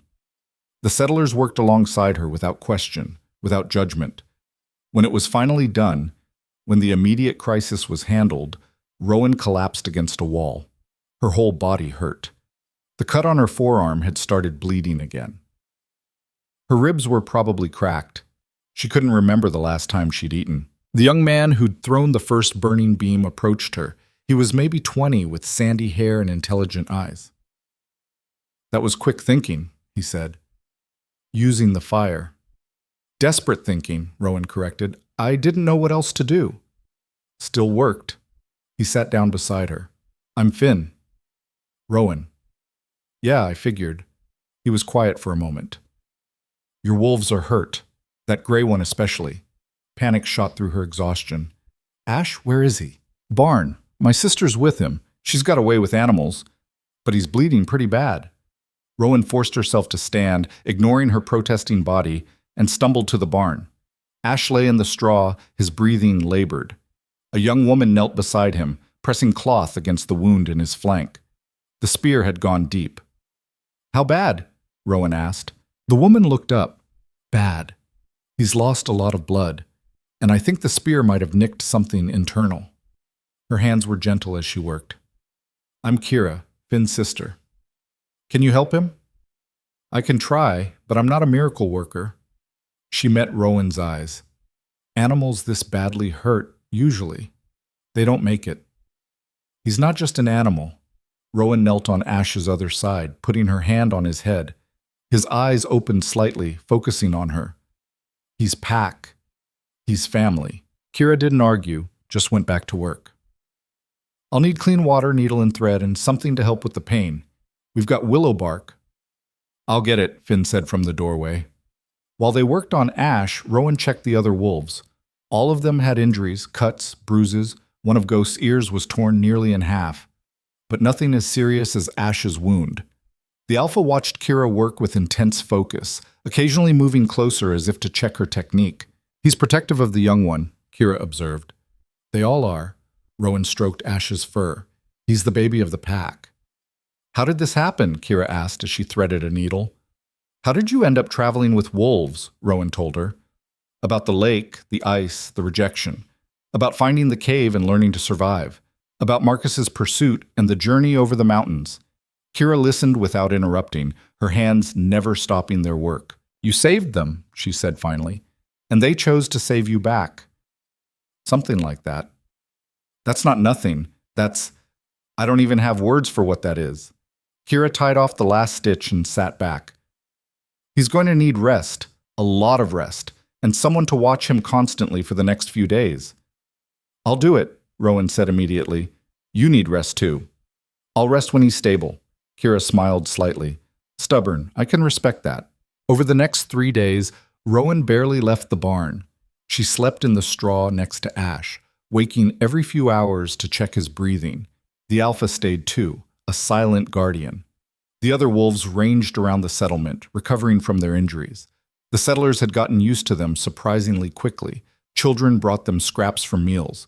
Adults gave them respectful distance, but showed no fear. On the 4th day, Ash opened his eyes and lifted his head.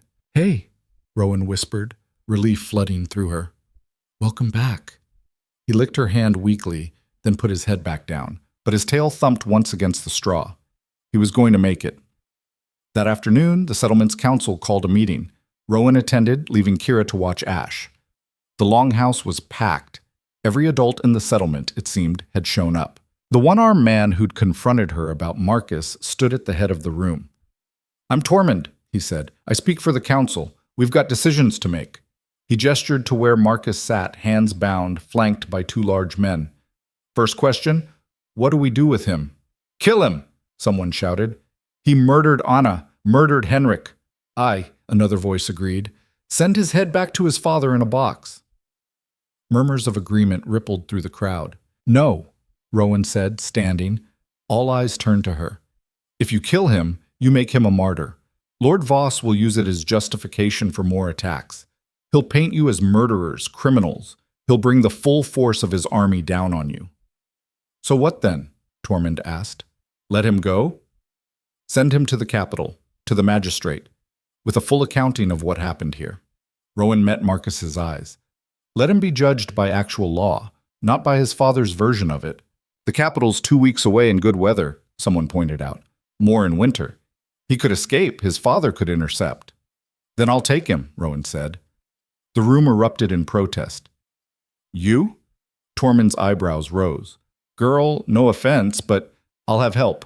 Rowan gestured to where the Alpha sat near the door, watching the proceedings with interest. "And I need to go to the capital anyway." That silenced the room. "Why?" Tormund asked.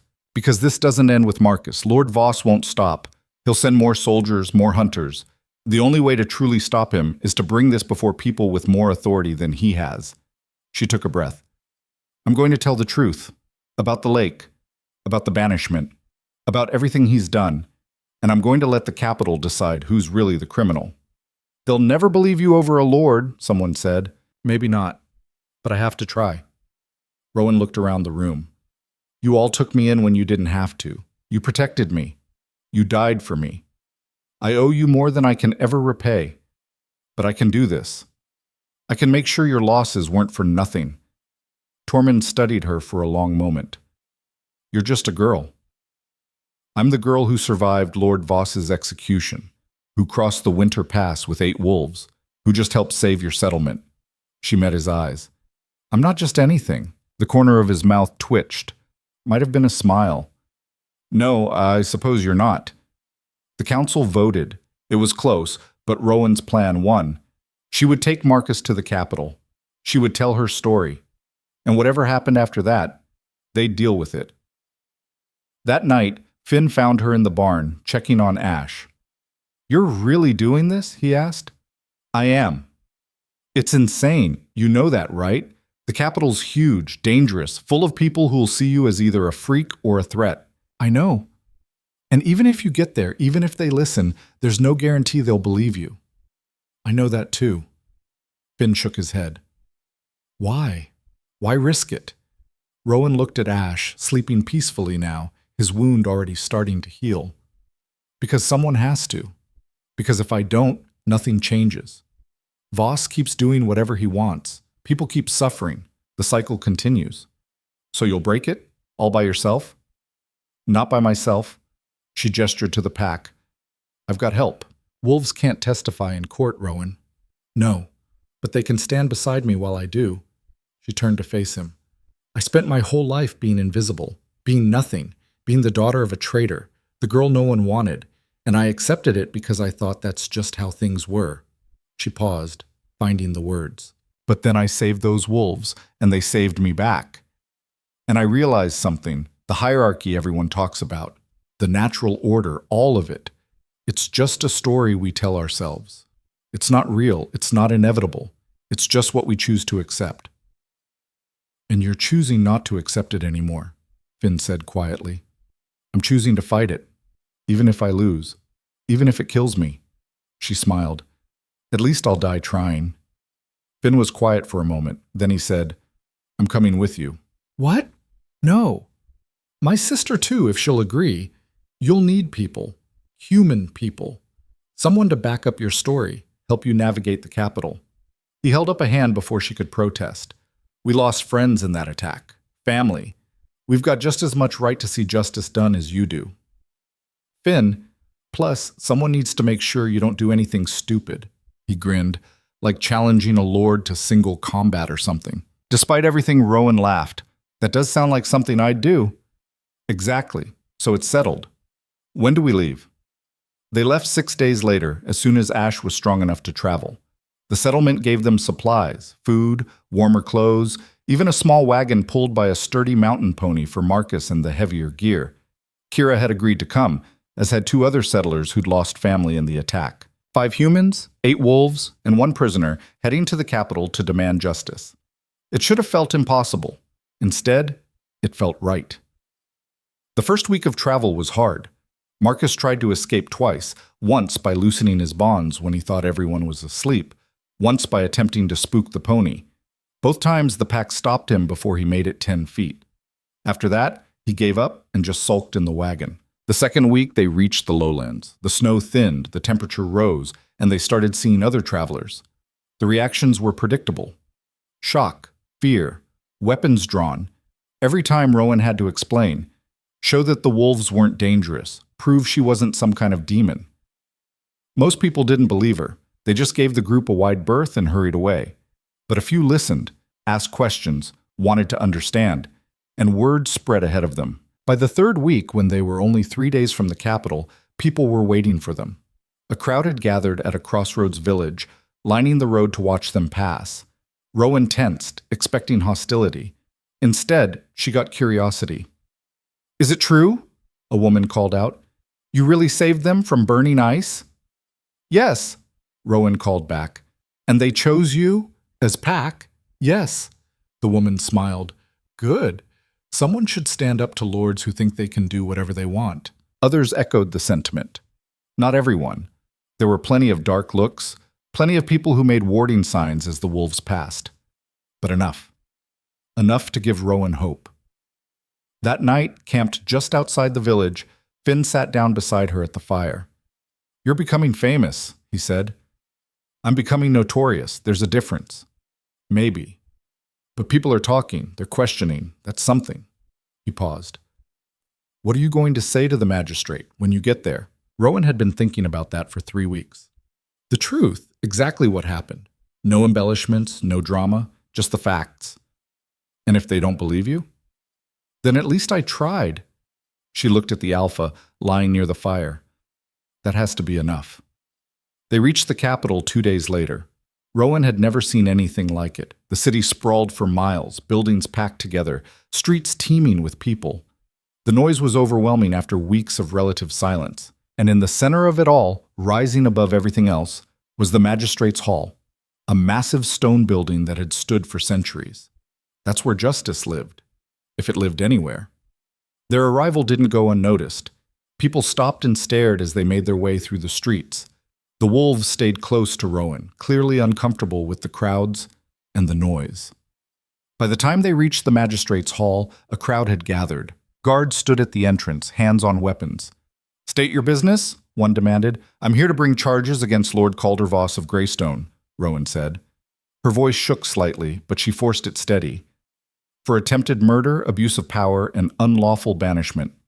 The guard blinked. "You're serious?" "Completely." "And the wolves?" "Are with me. They won't hurt anyone unless someone tries to hurt me first." The guards looked at each other.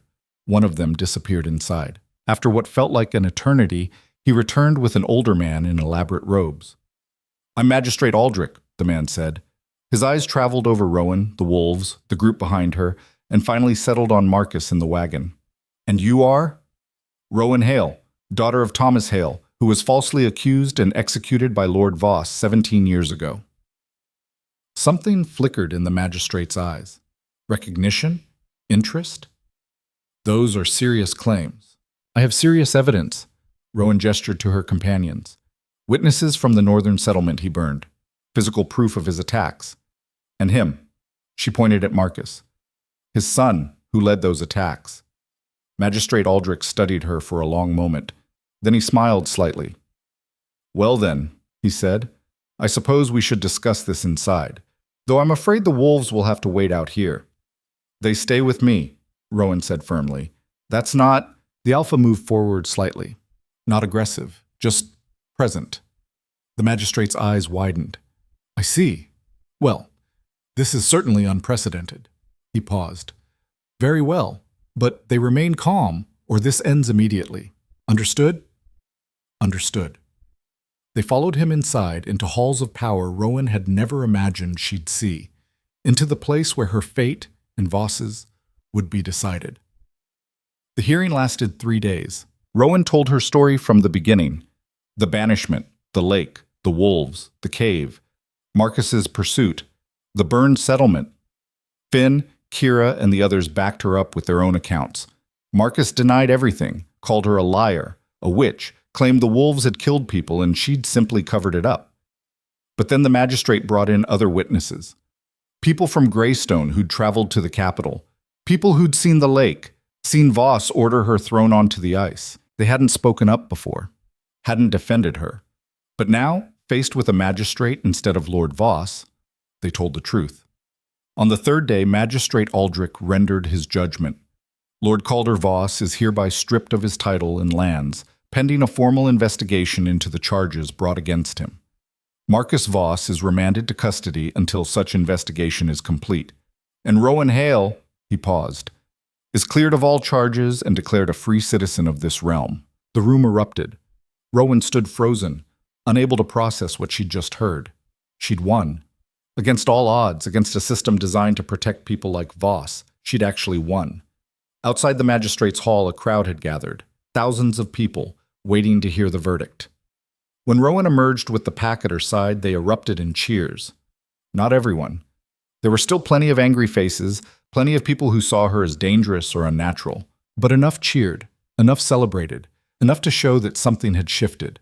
That night, offered rooms in the magistrate's own residence, Rowan stood at a window looking out over the city. The Alpha joined her, as it always did.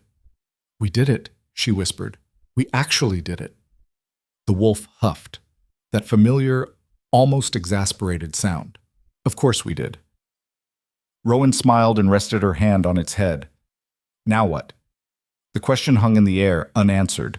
They'd won this battle, proven their worth, changed minds. But Voss was still out there, still had supporters, still had power, even if it was diminished. And Rowan had become something she'd never intended to be, a symbol, a figurehead for people who felt powerless, who'd been rejected or cast out or told they didn't matter. People were watching her now, waiting to see what she'd do next. The weight of it should have terrified her.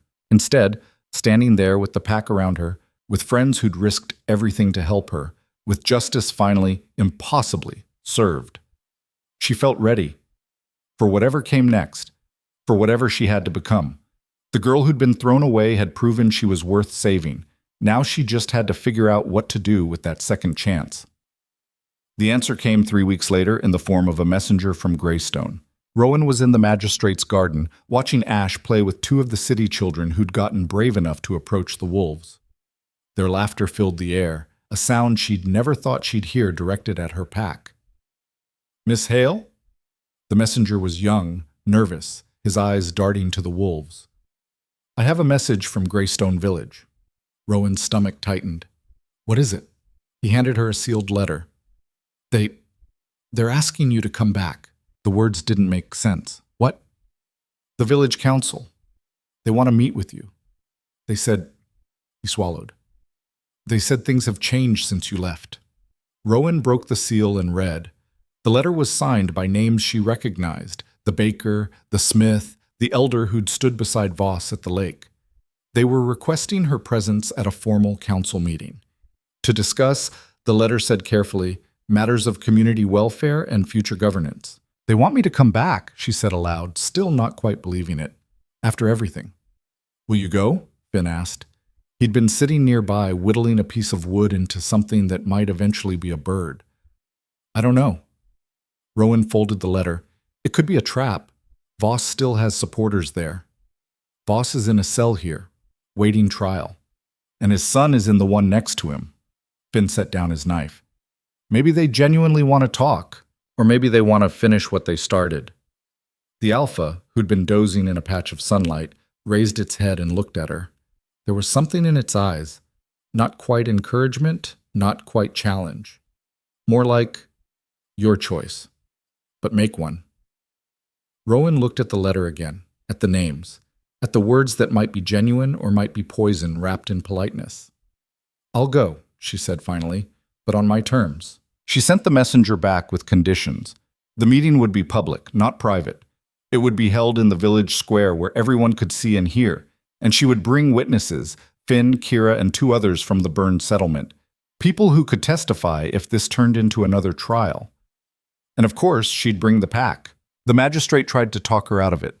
"You've won, Miss Hale. You've proven your innocence, discredited your enemy, changed minds across the realm. Why risk going back to the place that tried to kill you?" "Because it's not finished," Rowan said. "Voss is in jail, but the system that gave him power is still there. The attitudes that let him get away with it for years are still there.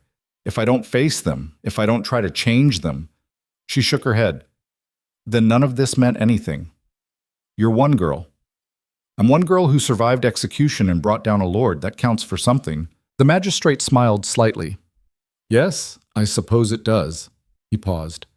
"If you're determined to do this, at least let me send guards with you, for protection." "No guards. They'd just make people defensive, like I'm lording my victory over them." Rowan met his eyes. "I need to do this as myself, as the girl they threw away, not as someone protected by the capital's authority. That's either very brave or very foolish." "Probably both," Rowan admitted. They left the capital 4 days later. The journey back to Greystone took a week. Rowan had made this trip before, fleeing into the night with nothing but a pack and fear. Now she traveled in daylight, with companions and purpose. The landscape felt different, smaller somehow. The forest that had seemed endless and hostile was just forest. The mountains that had nearly killed them were just stone and snow. She'd changed. The world hadn't. As they got closer to Greystone, Rowan felt her anxiety building. What would she say to these people? To the ones who'd watched her nearly die and done nothing? To the ones who'd called her cursed and worthless and worse? "You don't have to forgive them," Kira said quietly. She'd noticed Rowan's tension. "Whatever you're feeling, anger, hurt, it's valid." "I know. But I also know that most of them were just scared. Scared of Voss, scared of change, scared of anything that challenged what they'd always believed." Rowan looked at the Alpha, walking steadily beside her. "Fear makes people do terrible things, doesn't excuse it. But maybe understanding it is the first step to changing it." "You're more generous than I'd be," Finn muttered. "I'm practical. I can hate them and accomplish nothing, or I can try to build something better and maybe actually change things." They reached Greystone at midday. The village looked exactly as Rowan remembered. The same crooked streets, the same buildings, the same smell of wood smoke and livestock. But something felt different. There were more people in the streets than usual, and they were all staring. At her. At the wolves. At the small group of northern settlers who'd traveled hundreds of miles to stand beside a girl their village had thrown away. No one spoke as they made their way to the village square. A platform had been erected in the center, hastily built, the wood still fresh. The village council sat on chairs arranged across it. Rowan recognized all of them. The baker who'd refused to sell her bread, the smith who'd turned her away, the elder who'd watched Voss order her execution. They looked older than she remembered. Smaller. Or maybe she'd just gotten bigger. The square was packed with villagers. Every person in Greystone must have turned out. They stood in a massive circle, watching, waiting. Rowan walked to the center of the square and stopped. The pack arranged themselves around her, not threatening, just present. The Alpha stood at her right hand, Ash at her left. Her friends from the north stood behind her, a wall of support. The elder stood. He was a thin man, maybe 70, with white hair and a face carved by years of hard decisions. "Rowan Hale," he said, his voice carried across the silent square. "You've returned." "You asked me to." "We did." He paused, seeming to gather himself. The council, have had many discussions since the news from the capital reached us. About what happened here, about what was done to you." Rowan said nothing, just waited. "Lord Voss has been arrested. His crimes are now public knowledge, and we have had to face some difficult truths about our own complicity in those crimes." A murmur ran through the crowd. "We failed you," the elder continued. "We failed your father before you. We allowed fear and greed and comfort to override our better judgment. We stood by while injustice was done, and we told ourselves it was not our responsibility to intervene. He looked directly at Rowan. We were wrong, and we are sorry. The words hung in the air. Rowan had imagined this moment 1,000 times during the long journey. Imagined what she'd say, how she'd make them feel the pain they'd caused. But now that it was happening, she felt only tired. Sorry doesn't bring back the dead, she said quietly. Sorry doesn't undo years of suffering. Sorry doesn't— No, the elder interrupted. It doesn't. But it's a beginning, and we hope you'll allow us to do more than apologize. He gestured, and another council member stood. The baker, a stout woman with flour permanently under her fingernails. We want to offer restitution, she said. Your father's land and property were seized when he was convicted. We're returning it to you, along with compensation for the years you spent in poverty. Another council member rose. The smith. We're also proposing changes to our governance structure. No more single lord holding absolute power. No more decisions made without community input. We want to establish a proper council, with elected members, with rules that apply to everyone equally. A third member stood. And we want to formally clear your father's name, acknowledge that he was innocent, that the charges were fabricated. We want to erect a memorial to him and to others who suffered under Voss's rule. Rowan stared at them. This was more than she'd expected, more than she'd dared to hope for. Why? She asked. Why now? Because the magistrate forced you? Because you're afraid of what the capital might do? Partly, the elder admitted. Fear is a powerful motivator, but also because you showed us it was possible. I didn't do anything special. I just refused to die quietly. That's not nothing, that's everything. The elder's voice grew stronger. You stood up to power when everyone else cowered. You survived when you should have perished. You came back when you could have stayed away. And you did it all without becoming the monster they tried to make you. He stepped down from the platform and approached her. The wolves tensed, but Rowan raised a hand and they stayed still. You showed us what courage looks like, the elder said. What integrity looks like. And you shamed us into remembering who we're supposed to be. I wasn't trying to shame anyone. I was trying to survive. Sometimes those are the same thing. He held out his hand. Will you accept our apology? Will you help us build something better? Rowan looked at his extended hand, at the people gathered around the square, some nodding, some crying, some still uncertain but willing to try. She thought about her father, about what he would want. He'd died trying to tell the truth, died because no one would listen. She could walk away now, could take the money and the land and build a life somewhere else, somewhere that hadn't hurt her. Or she could stay, could try to make sure no one else went through what she had, could turn her pain into something that actually mattered. The alpha pressed against her leg, not pushing, just reminding her, I'm here, whatever you choose. Rowan took the elder's hand. I'll stay, she said, but not as I was before, not as the girl everyone ignores. I stay as an equal, as someone with a voice. Agreed, the elder said immediately. And the wolves stay too. They're not animals to be tolerated. They're pack. They're family. Anyone who can't accept that can leave instead. A few people in the crowd shifted uncomfortably, but no one protested aloud. Agreed, the elder said again. And we do this right. No half measures. Real change. Real justice. Or I walk away and you can explain to the magistrate why you couldn't keep your word. The elder smiled slightly. You drive a hard bargain. I learned from the best. Rowan released his hand. My father negotiated fair wages for loggers, got them better safety conditions, and Voss hated him for it, framed him, killed him. Her voice hardened. I won't let that happen again. Not to me. Not to anyone. Then we have a deal. The elder turned to address the crowd. Rowan Hale has accepted our offer. She'll be joining the new village council with full voting rights and authority. Anyone who has a problem with that can speak now. Silence. Then from somewhere in the crowd, someone started clapping. One person, then another, then more. Not everyone. Maybe not even half.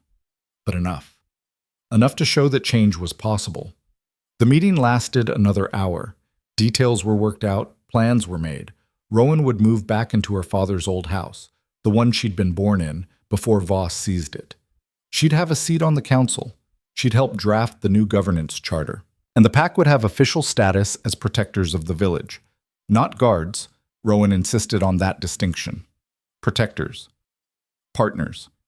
When it was finally over, when the crowd had dispersed and the council had adjourned, Rowan found herself standing alone in the square. Not quite alone. Finn approached, Kira beside him. "You really gonna stay?" Finn asked. "In the place that tried to kill you? For now, see if they mean it. See if change is actually possible." Rowan looked around the square. "Besides, running away didn't work. Voss found me anyway. Maybe standing still and fighting is better." "Fair enough." Finn paused. "We're heading back north tomorrow. Home needs rebuilding, but if you need us, I know where to find you." They clasped hands.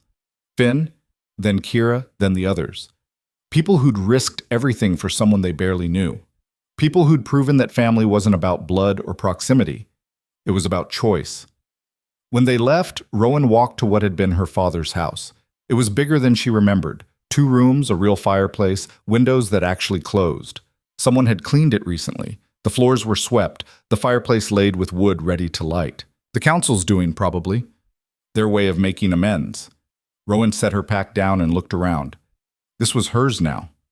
Her home. Her place. After 17 years of having nothing, she had everything. Almost everything. She walked outside to where the alpha waited. The wolf had been patient, watching her navigate the human world it couldn't fully understand. "What do you think?" Rowan asked. "Should I trust them?" The alpha tilted its head, considering. Then it walked to the house and looked inside. After a moment, it walked in and lay down by the fireplace, making itself at home. Rowan laughed. "I'll take that as a yes." The pack moved in gradually, not all at once. That would have been too much for the village to handle. But one by one, they claimed spaces. Ash took the corner by the fireplace, closest to Rowan. Scar preferred the doorway, where she could watch for threats. The others ranged between the house and the forest, keeping their wild instincts while accepting this new, strange life. The villagers adapted. Slowly. With mistakes and setbacks and moments of genuine fear. But they adapted. Within a month, Rowan's house had become an unofficial gathering place. People came with questions about the new council structure, with disputes that needed mediating, with stories about Voss's other crimes, things they'd been too afraid to speak about before. Rowan listened to all of it, took notes, built cases. And when the formal trial happened, when Voss and Marcus were brought before a court of law with real judges and real consequences, she had evidence. Pages and pages of testimony from people who'd finally found their voices. Voss was sentenced to 20 years in prison, Marcus to 10. Their lands were seized and distributed to the people who'd worked them. Their wealth was used to compensate victims. It wasn't perfect justice. It didn't undo the harm. But it was something. On the day the verdict was announced, Rowan returned to the lake. It had frozen again with winter's return. The same ice, the same cold, the same place where she'd nearly died. But different too. The village had placed a marker here, simple stone, with her father's name carved into it, and beneath that, Thomas Hale, truth-teller, innocent, and a second name, Rowan Hale, survivor. She stood there for a long time, the alpha beside her, looking at the ice. "I did it," she said quietly. "I proved you right. Proved we were worth something." The wind was her only answer. But that was okay. She didn't need words. She knew. A sound behind her made her turn. The young male from the overturned wagon, the one she'd saved from the starving wolves, stood at the edge of the clearing. He was maybe 7, still small, still scared of most things. But he approached anyway. "My ma said you meet here sometimes," he said, "when you want to think." "She's right. She also said you're the bravest person she's ever met." He looked at the wolves, then back at her. "Are you scared of anything?" Rowan considered lying, considered giving him the answer he probably wanted, that she was fearless, untouchable, perfect. But that would just create another impossible standard for people to fail at meeting. "I'm scared of lots of things," she said instead. "I'm scared of failing, scared of letting people down, scared that this—" She gestured around them, at the marker, at the village beyond, "won't last, that people will forget and things will go back to how they were." The boy looked surprised. "But you fought a lord. You have wolves." "Having wolves doesn't mean I'm not scared. It just means I do things anyway. even when I'm terrified." She knelt to his level. Being brave isn't about not feeling fear. It's about feeling it and choosing to act anyway. "Oh," he thought about this. "Can I pet them? The wolves?" "Ask them, not me. It's their choice." The boy approached Ash slowly, extending his hand. The wolf sniffed it, then pushed his head forward for scratches. The boy laughed, pure, delighted. Rowan watched him. This child who'd almost died, now playing with creatures that could kill him in seconds, but chose not to. That was the world she wanted to build. Not perfect, not safe, but one where choices mattered, where power came with responsibility, where the outcasts and the rejected had voices too. "Miss Rowan?" The boy looked up from petting Ash. "Why do you think they chose you? The wolves?" "I don't know. Maybe because I was alone too. Maybe because they saw something in me I didn't see in myself." She smiled. "Or maybe because I was stupid enough to jump onto burning ice to save them. My ma says you're going to change everything, make it so lords can't hurt people anymore. I'm going to try, but I can't do it alone. It takes everyone choosing to be better, choosing to speak up when they see wrong." She met his eyes. "Even when it's scary, especially when it's scary." "I can do that," the boy said seriously. "I can be brave." "I know you can." He went back to the village eventually, running through the snow with a child's endless energy. Rowan stayed at the lake until sunset, watching the light change on the ice. The alpha pressed against her side. Warm, solid, real. "We did it," she said again. "We actually did it." This time the alpha huffed. That exasperated, affectionate sound that meant, "I know, stop being dramatic." Rowan laughed and wrapped her arms around the wolf's neck. "Thank you for choosing me, for staying, for everything." The alpha pulled back and looked at her with those intelligent yellow eyes. Then it turned and howled, long and clear and beautiful. The rest of the pack joined in from wherever they were, scattered around the village, living their strange new life. Their voices rose together, harmonizing, filling the valley with sound. The song of the pack. The song of survival. The song of family, chosen and earned and fought for. And Rowan, the girl who'd been worthless, the daughter of a traitor, the witch who commanded wolves, threw back her head and howled with them. She'd found her pack. She'd found her voice. And she'd proven that the ones everyone throws away are often the ones who come back strongest. Not because they're perfect. Not because they don't feel fear or pain or doubt, but because they know what it's like to have nothing, to be nothing. And they refuse to accept it. They refuse to accept that power gets to decide who matters, that cruelty gets to define the rules, that the way things are is the way things must always be. They refuse. And in that refusal, in that stubborn, terrified, defiant choice to keep existing, to keep fighting, to keep believing that things can be better, they change the world. One village at a time, one person at a time, one act of impossible courage at a time. Rowan stopped howling and looked out over Greystone Village.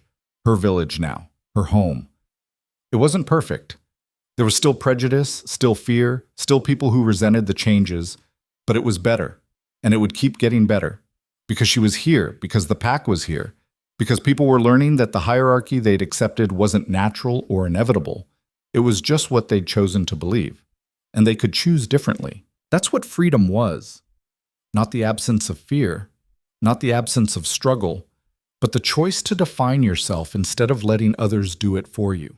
Rowan had been defined her whole life by her father's alleged crimes, by her poverty, by her difference. But standing here, surrounded by wolves who'd chosen her as family, in a village that was learning to be better, with a future that was uncertain, but hers, she defined herself. Not as victim, not as weapon, not as symbol, just as Rowan, the girl who pulled wolves from ice, the girl who became the alpha they didn't see coming. And that was enough. More than enough. It was everything. The sun set behind the mountains, painting the sky in shades of fire and hope. And Rowan Hale, surrounded by her pack, walked home through the snow. Not to hide, not to run, but to build, to lead, to live, on her own terms. Finally.